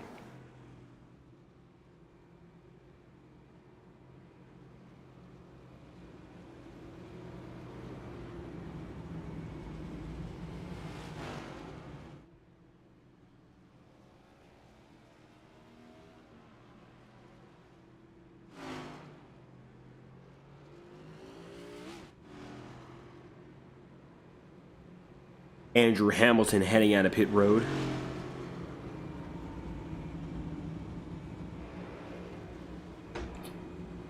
The home stretch, the final quarter, just ahead of us here, live on FTN Broadcasting. Major thank you to our friends at Next Level Racing for helping with tonight's coverage. If you are looking to upgrade your sim rig or get into the game for the first time, no better place to go than Next Level Racing. We'll be right back after a message from our friends at NLR, the premier partners of the Integrity Racing League with the best sim racing products on the market since 2009. We'll return right after this with uninterrupted coverage of the green flag laps we get, counting down the final 50. We'll be right back after this message live on FTN Broadcasting. You're watching the Integrity Racing League at Bristol. Will continue after this brief message from our friends at Next Level Racing. You have something in your mind, you are able to create it, to build it, and then someone from the other side of the world came and tell you that they want to spread this product to 50 countries in the world, so it's a huge personal.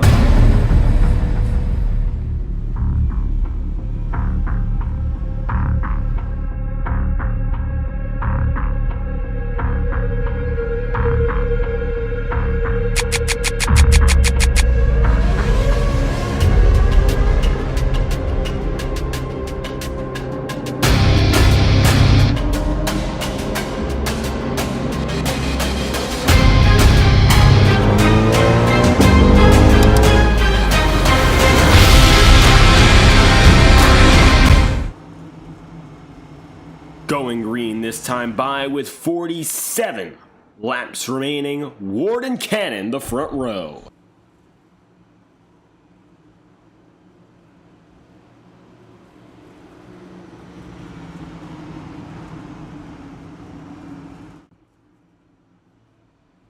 Here we go again.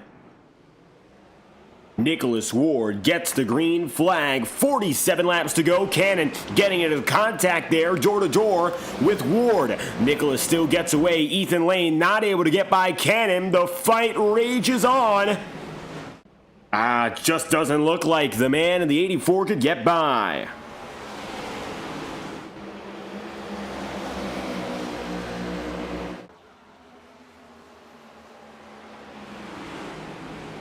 .46 laps remaining.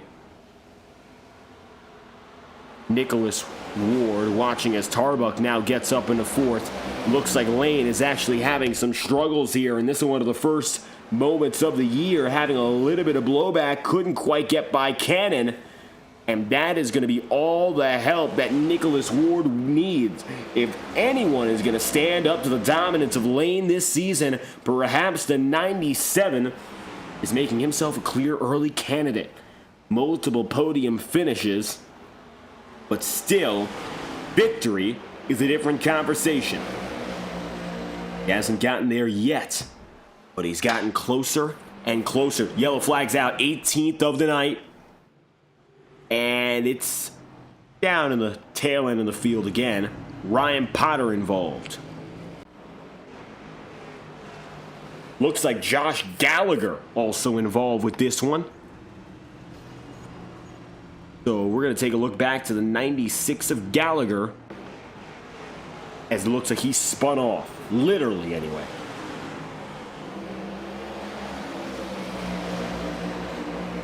Josh was side by side with Matthew Cornell. And looks like Justin Nudge and Brant McClendon finished him off, and Josh goes around hitting Ryan Potter. 18 cautions. It's the high on the season by a large amount.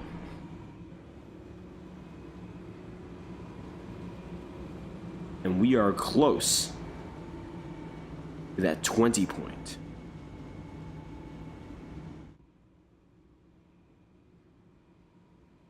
$18 cautions so far, with 41 laps to go. Now, second half of this race has had slightly fewer cautions per 100 laps, with 11 in the first, and so far 7 in these first 60 laps of the tail end. We'll restart in the 30s now.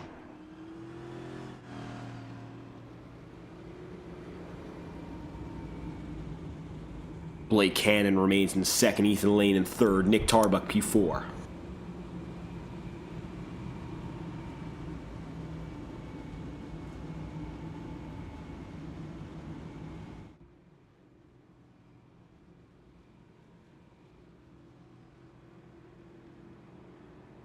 What Cannon can do here, of course, perhaps shock the field. He has been in the top 3 for oh so long, but I would argue he hasn't really been in the leading nor winning conversation, which is interesting to say for someone who's been in second. Maybe better opportunity for Cannon, if anyway he gets a little bit more aggressive, something he hasn't done. He's been much better on the defense.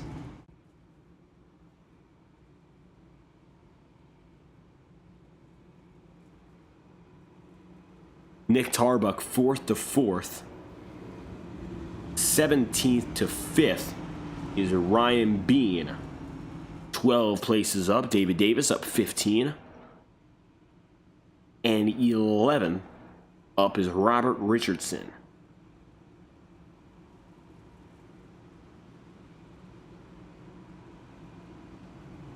Tom Wetmore and the Roadhouse Racing crew tuning in. Been a great night for Roadhouse, speaking of. I mean, we didn't even mention it. It is a team affair first and second? I think that answers a question we had about Cannon going aggressive for the lead. These two working with each other. It's going to be the 97 up on that high side, the 44 down low. Vex Visions, the paint schemes that you see tonight. And, of course, in-house is how Roadhouse gets those paint jobs in. Eric McFarlane also with one of them further back in the field. 24 on the lead lap for your 18th restart of the night. Green flag is out. We are 2 away from 20. Do we get there before 20 laps to go? Let's find out.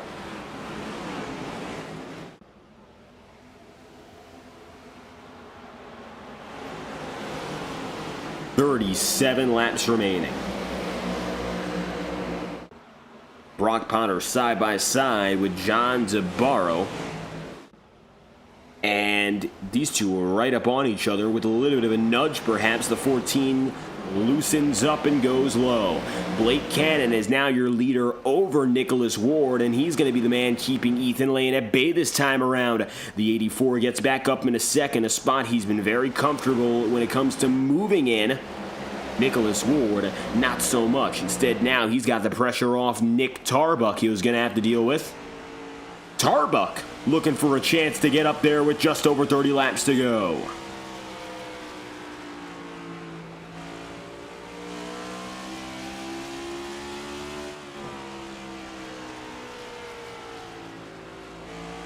Brian Bean peeks out. Can't quite get around.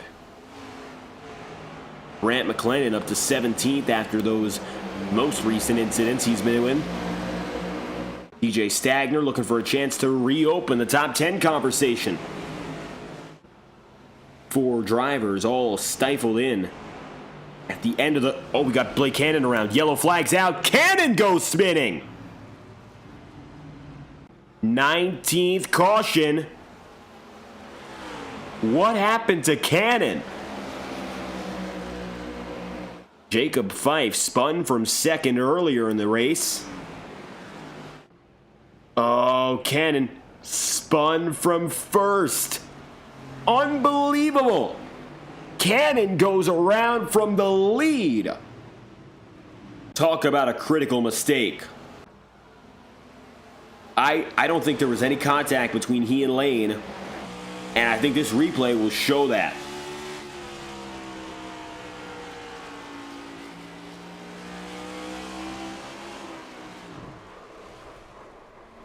Yeah, I mean, Lane even let up just a little and let it happen. Cannon, unfortunately, that's going to cost him big. And a shot to win from 34th on the grid looked very real at that point. But he was just driving a little too hard.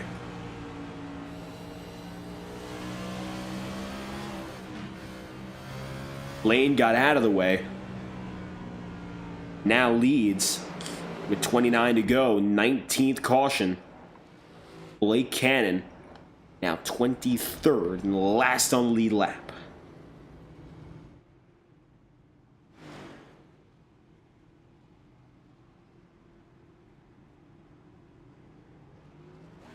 Blake will head in, as does Richard Smith.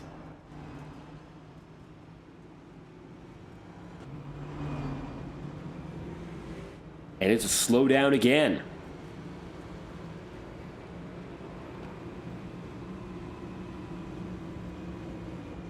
Now heading toward the 130s and laps getting closer and closer each time by.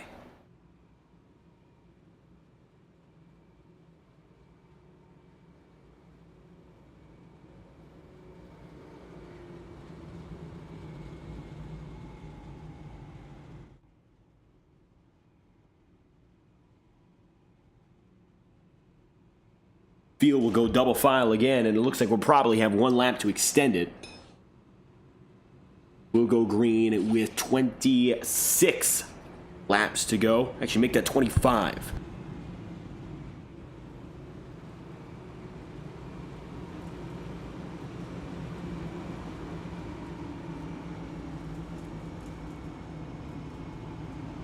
Nineteenth to 9th, Robert Richardson gains 10 places. 13 up, quietly, is Andrew Hamilton. So any gains for him would still be huge. But he's already had a double-digit day. Even right there, running exactly in 20th.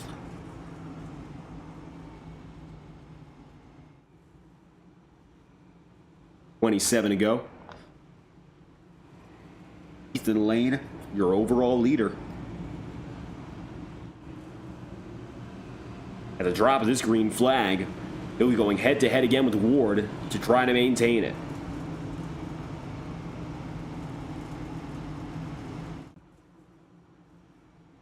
Nick Tarbuck, Nolan Potter, David Davis all lined up on the inside. Davis has had himself an above-average day, no doubt about it.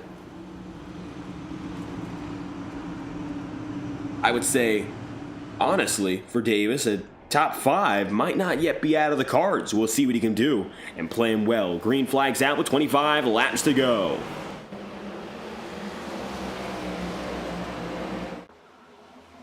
Side by side for second, Nick Tarbuck, Nicholas Ward, once again, they're at it. Ward finds himself on the high side. Tarbuck dropping down to the bottom, trying to use that lower apex to save him. And it hasn't yet gotten in the spot. Lane gets to run away as he continues to watch the madness behind him. And as the chaos ensues, Ward goes up high, still trying to make it stick. Ryan Bean gets to watch and wait as it all comes through for 22 laps to go. This coming time by, we're going to crank it up with Whiplash Sim Cams, the best cameras on the iRacing market.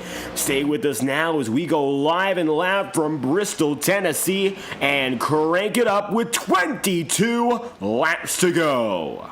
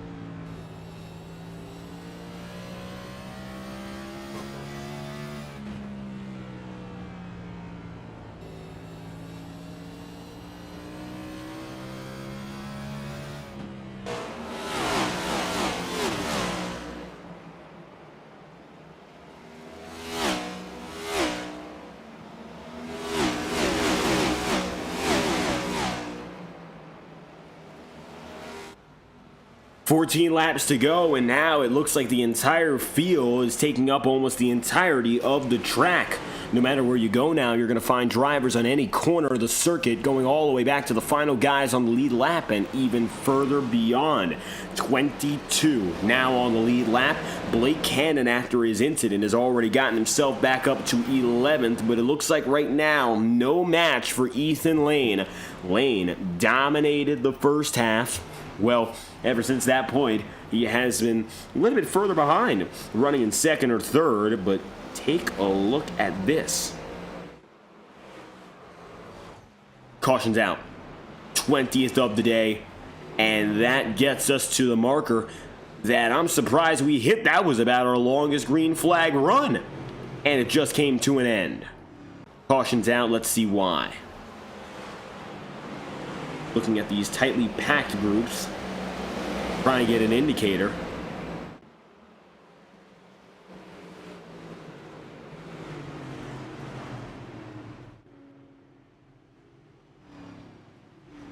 And couldn't quite that time by. Might have been some lappers. Trying to figure out who exactly it was.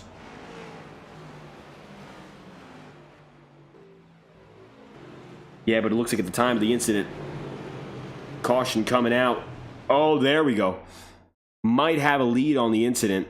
Eli Cars and Company passing by. Now there's the iRacing pace car.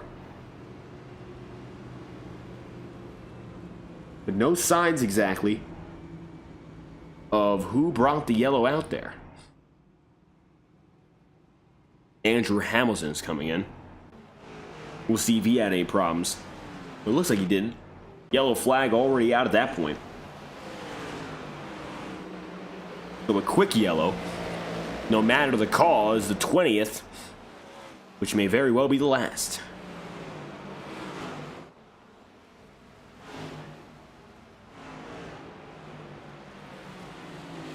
Nine to go. Any caution after the 5 to go marker will bring us to green-white checkered territory and overtimes.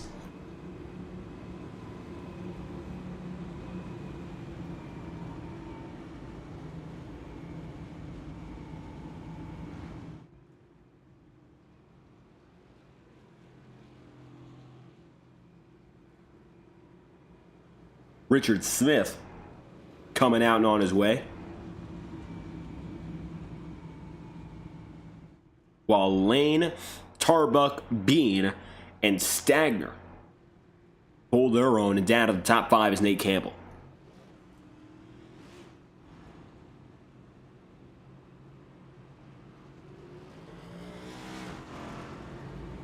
Eight laps to go. It'll be a slightly extended caution that will bring us to green with only 6 remaining.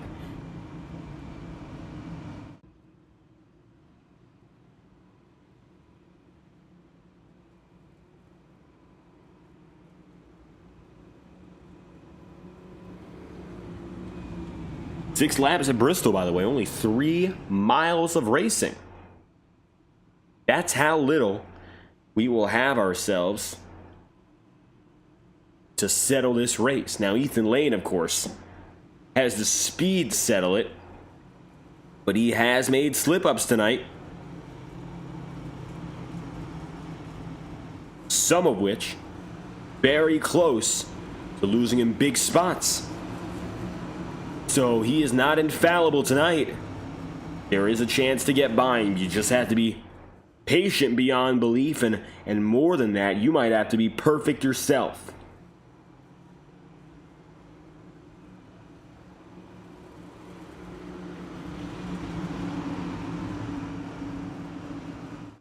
We'll bring it back up to speed with 6 laps remaining. Green flag is out again.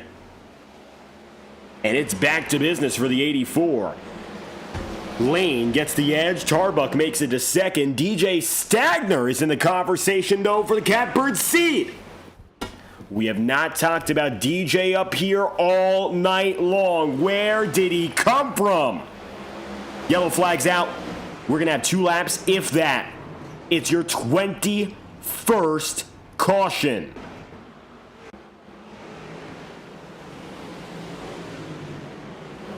Right as we got by for 5 to go, the yellow comes out, so it's going to be a green-white checker. Ryan Potter was up high. Contact from Matthew Cornell. Mats goes around, the caution's out. Cornell will get away, but another instance of contact. As with 4 to go, we are slowed down again.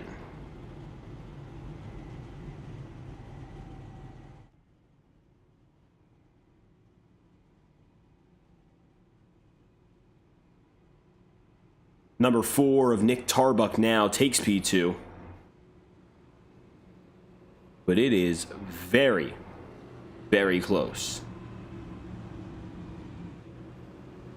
DJ Stagner was just about to take that second spot away. The caution came out at an inopportune time. They were basically side by side, and Stagner was just a little bit further back.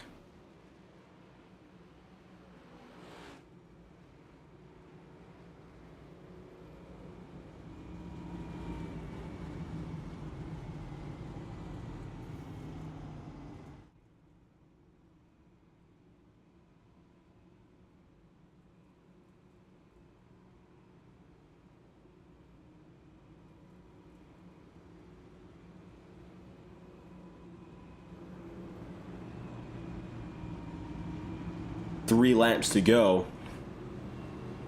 And it looks like it'll be an official extension.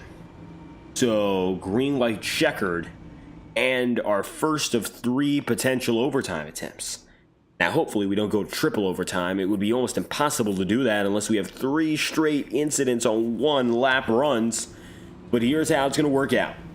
We get to the white flag, the race is official. We don't, the race extends for another 2 lap loop.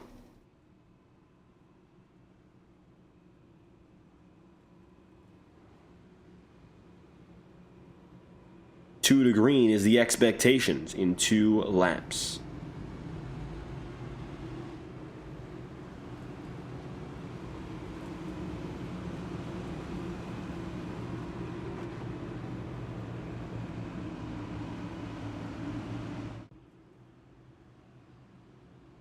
Lane versus Tarbuck is the headlining of this matchup. DJ Stagner may well have a chance to break in for second.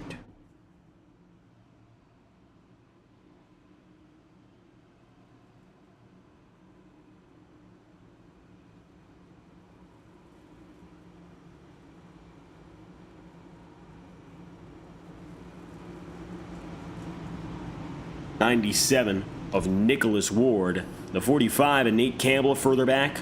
Blake Cannon in the 44 with DJ Stagner watching as Fife is in 8th. Let's see now what it all comes down to. As 3 to go, coming to 2 laps to go. It'll be Lane, Tarbuck, Ryan Bean, DJ Stagner, the front 4 with 2 laps remaining. Kovnat loose. Can he straighten it out? Oh, we're going to double overtime. Yeah, troubles brew. Troubles brew again, and it is a yellow flag right as soon as we got off the line. Kovnat loose gets into David Davis, Cody Smith, Brant McClendon, Zach Schrinthal, Matthew Cornell, Andrew Hamilton, just to name a few. We are once again pacing. Nick Tarbuck got the lead off the line. And Lane is now in second. Interesting.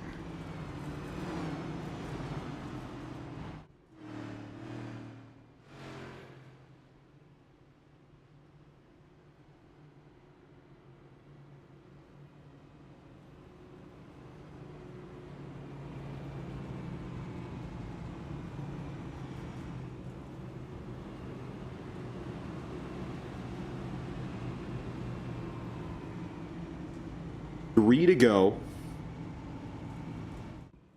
Nick Tarbuck, Ethan Lane, DJ Stagner, Ryan Bean, and Nate Campbell. 1, 2, 3, 4, 5.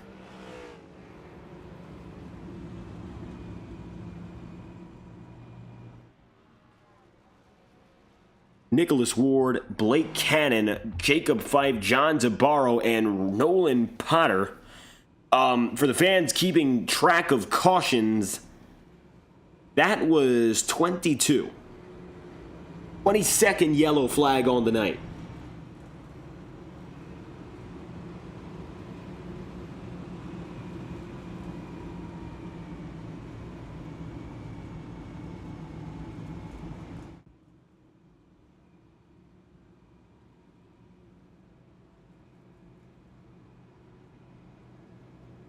Double file all the way through.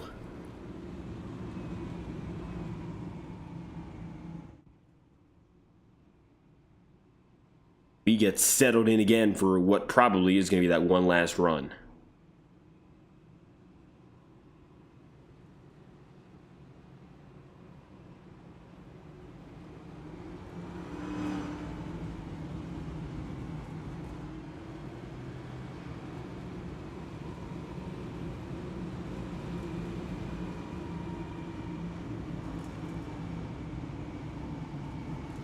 We are now, if you want to know exactly what lap we are at, 206.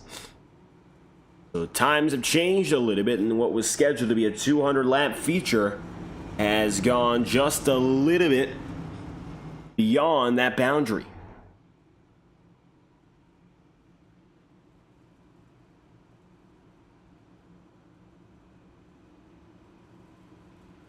Four to go, make that 3. And we'll go green again this time.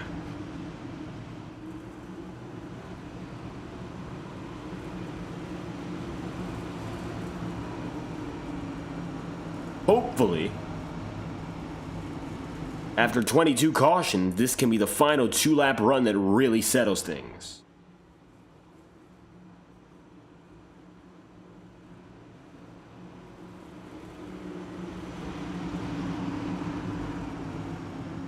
The inside goes the iRacing pace car. It's go time now for Nick Tarbuck. And he's got it made. Side by side with Ethan Lane, battling into 1 and 2. It's going to still be a dead even fight as they head toward the white flag. White will make it official. 1 lap to go. They're wrecking behind. They will wave the white flag. Now, side by side, down the back straightaway and into 3 and 4. Lane to the top side. Tarbuck down low. Ethan Lane outlasts the field. Tarbuck slides out of turn 4. He can't do it. Ethan Lane is your winner from Bristol. The field erupts after, but it doesn't matter. You saw it live after 22 cautions. Lane wins.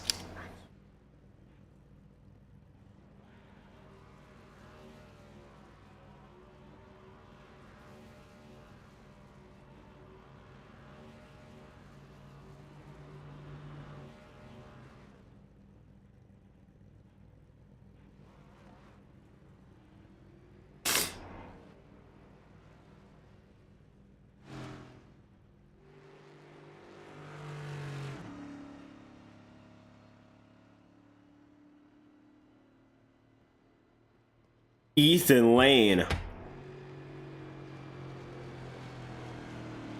takes advantage, gets the high side to work out.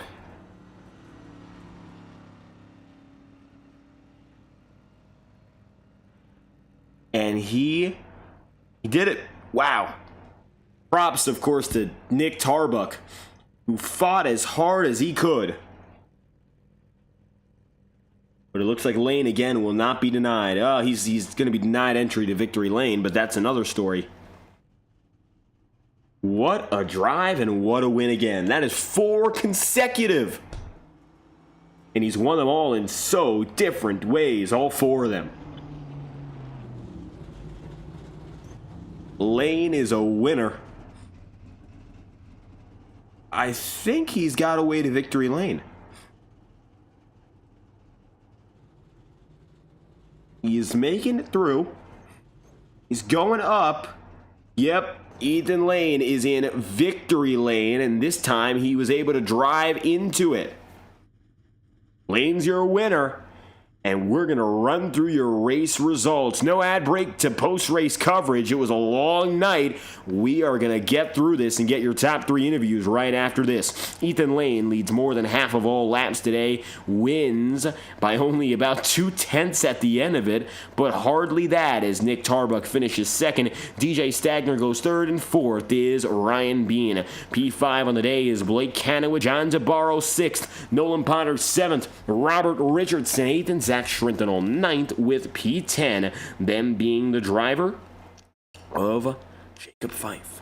11th on the day. Right after that, well, that's going to be Ryan Potter, Aaron Kovnat, Nate Campbell, Andrew Hamilton, and Richard Smith. Nicholas Ward, Bobby Keith, Trevor Trago, Brant McClendon, and Cody Smith are all your top 20. Eric McFarlane goes 21st. Kevin Matz 22nd. Kent Wetherell 23rd.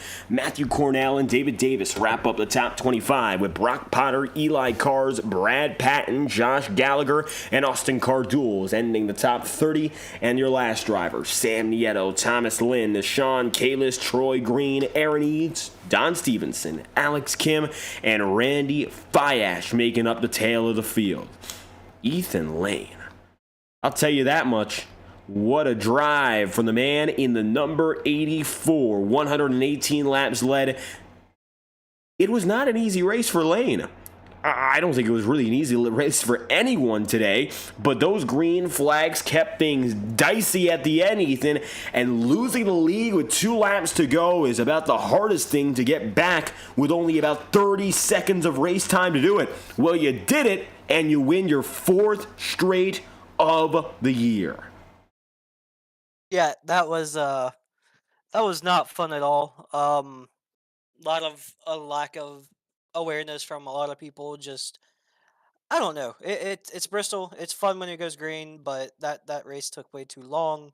Um, I'm happy we got 4 in a row now in the 4th one of the season, but I don't know. But yeah, four in a row. Yeah, 4 wins for you, but I think the story of the race is exactly what you said. It was a long, long race, and the cautions really made it impossible to get a good green long run going.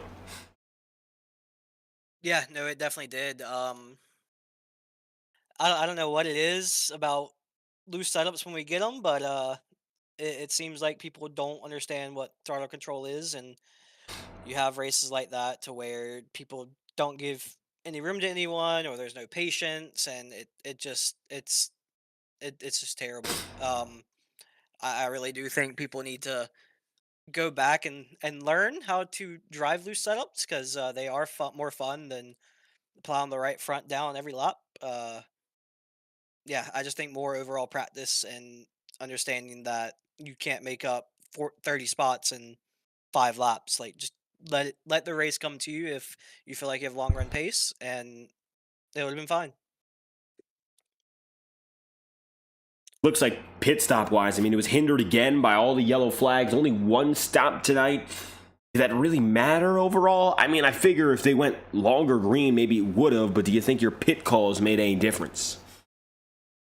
I think Pitt, when we did, made a difference, kinda, because I'll give it to Ward. He definitely had a really insane strategy going until Blake was able to get by with me, and then Buck. But yeah, no, it's I don't know.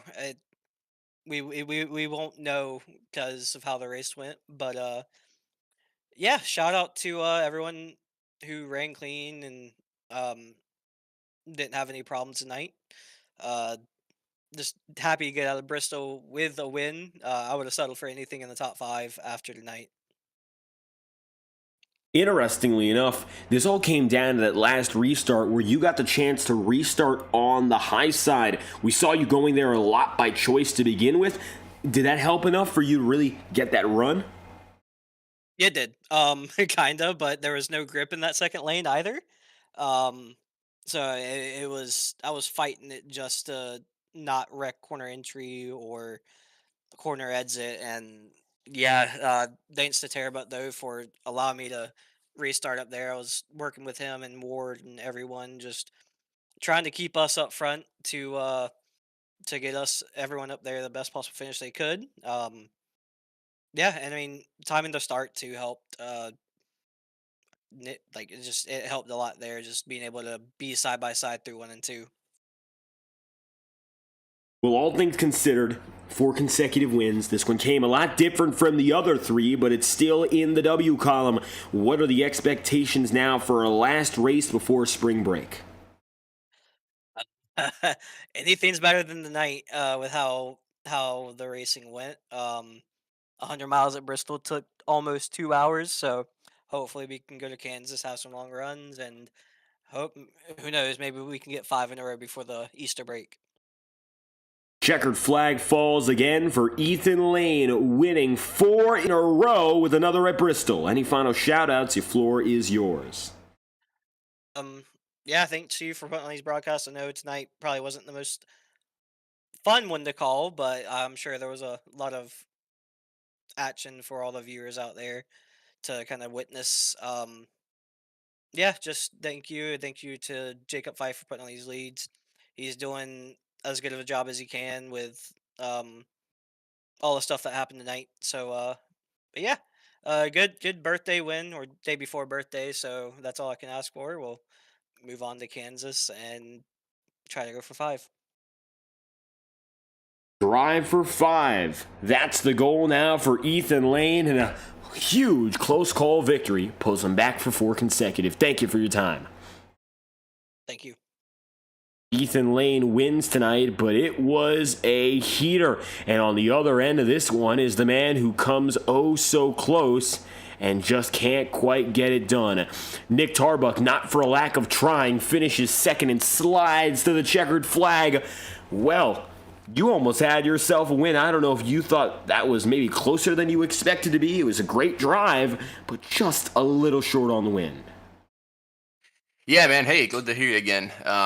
Glad to be back here for some interviews with you. Yeah, I mean, that race was just, man, tiring for the wrong reasons, but it ended up working out pretty well for me. I mean, pitting with, what was it, lap 80, I guess. We all pit there. Some of us pit and ended up being on the right strategy, I guess, to get back up there near the end, and I got lucky to avoid wrecks and all that. I mean, I knew Ethan was really quick, and I think that the high line on the short run like that really allows you to be way more aggressive, especially on like corner entry and corner exit. If you can get it rotated, you can really hammer down and keep the momentum up. So I had a feeling it was going to be tough to clear him on the bottom. He got a good launch on the restart, so that was going to make it even harder. And really, I just wanted to not do anything stupid. I mean, it's a points game this season. You know, we're trying to get points, trying to make good finishes. I didn't get any stage points, so second place, I'll take it. I would have loved to have a win, that's for sure.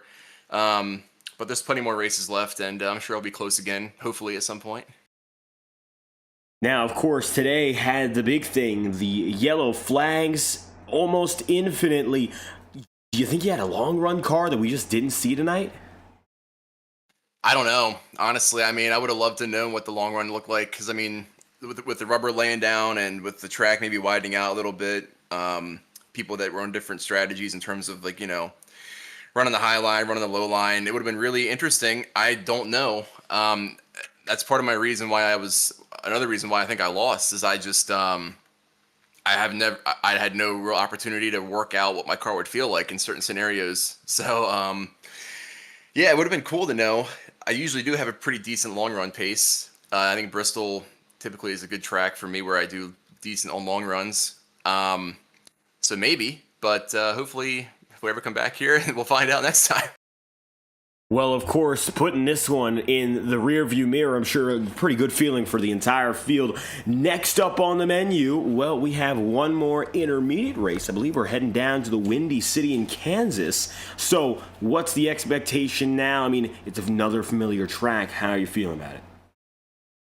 I'm feeling pretty good about Kansas. It's a fun one. Hopefully the high lane isn't like the only lane you can run there. I hate when races are only high lane as like the only option for making any movement. But I'll run some practice and see if we can figure that out. But should be hopefully relatively clean race. Should be more spread out, more methodical, more of the kind of race that I like to run. So you get some stage points hopefully, and hopefully it's just a little reset from what this was, because we need one for sure. So whatever the result is, hopefully it's just not as yellow. Well, without a doubt, looking for some more green flag racing next week. But until then, Nick Tarbuck second today. If you got anything else you'd like to send out, it's all yours. Yeah, well, I want to thank you for broadcasting as always. Thanks to the admins for putting on a good race. I know this one's going to be fun to review for the next 3 hours. Thanks to everybody who tuned in. My wife, my mom, my dad, the boys back home. Sorry if sorry y'all pulling for me. I'll try next time a little harder. But yeah, I think that's about it. Checkered flag, P2, Nick Tarbuck, and only one turn was the difference between victory and defeat for the 4 team. Strong run tonight. Thank you for your time.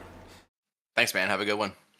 One last driver on the podium who maybe was a little bit of a surprise at the tail end, DJ Stagner, who is only 3/10 off victory after being quiet all night. The results are loud at the end to bring you back to the top 3.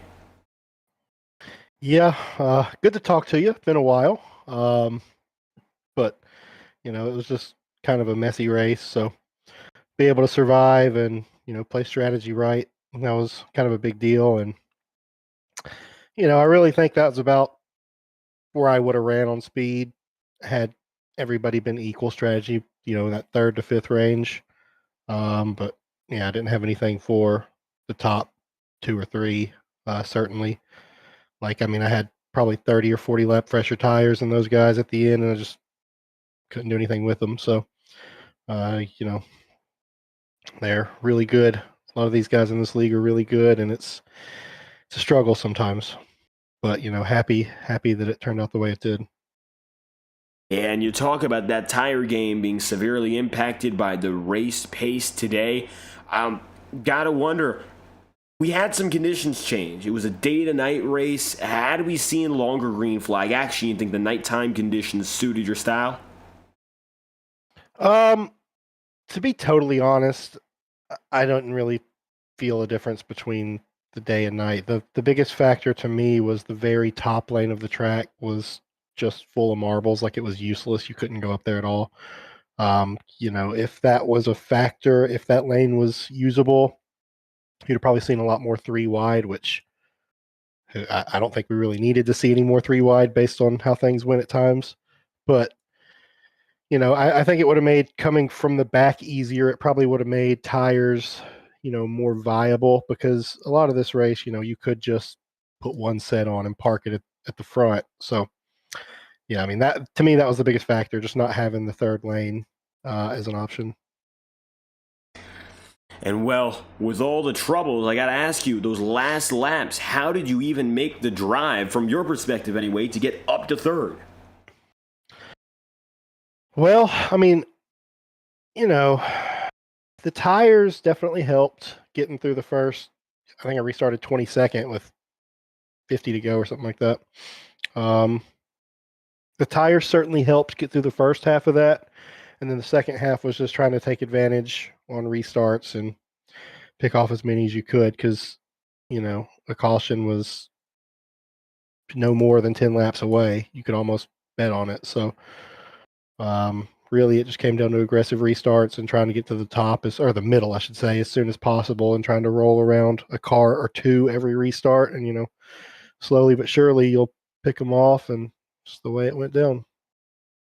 Well, podium placement back again with a strong spot for the 64 team. One more week of racing until we head out for a first break of the season. Until then, DJ, any final comments you'd like to leave us with? Yeah, just, thank you for the broadcast and all the admins and everybody at Swamp. Ryan, he crashed his car not once, not twice, but about 12 times tonight. So shout out to him.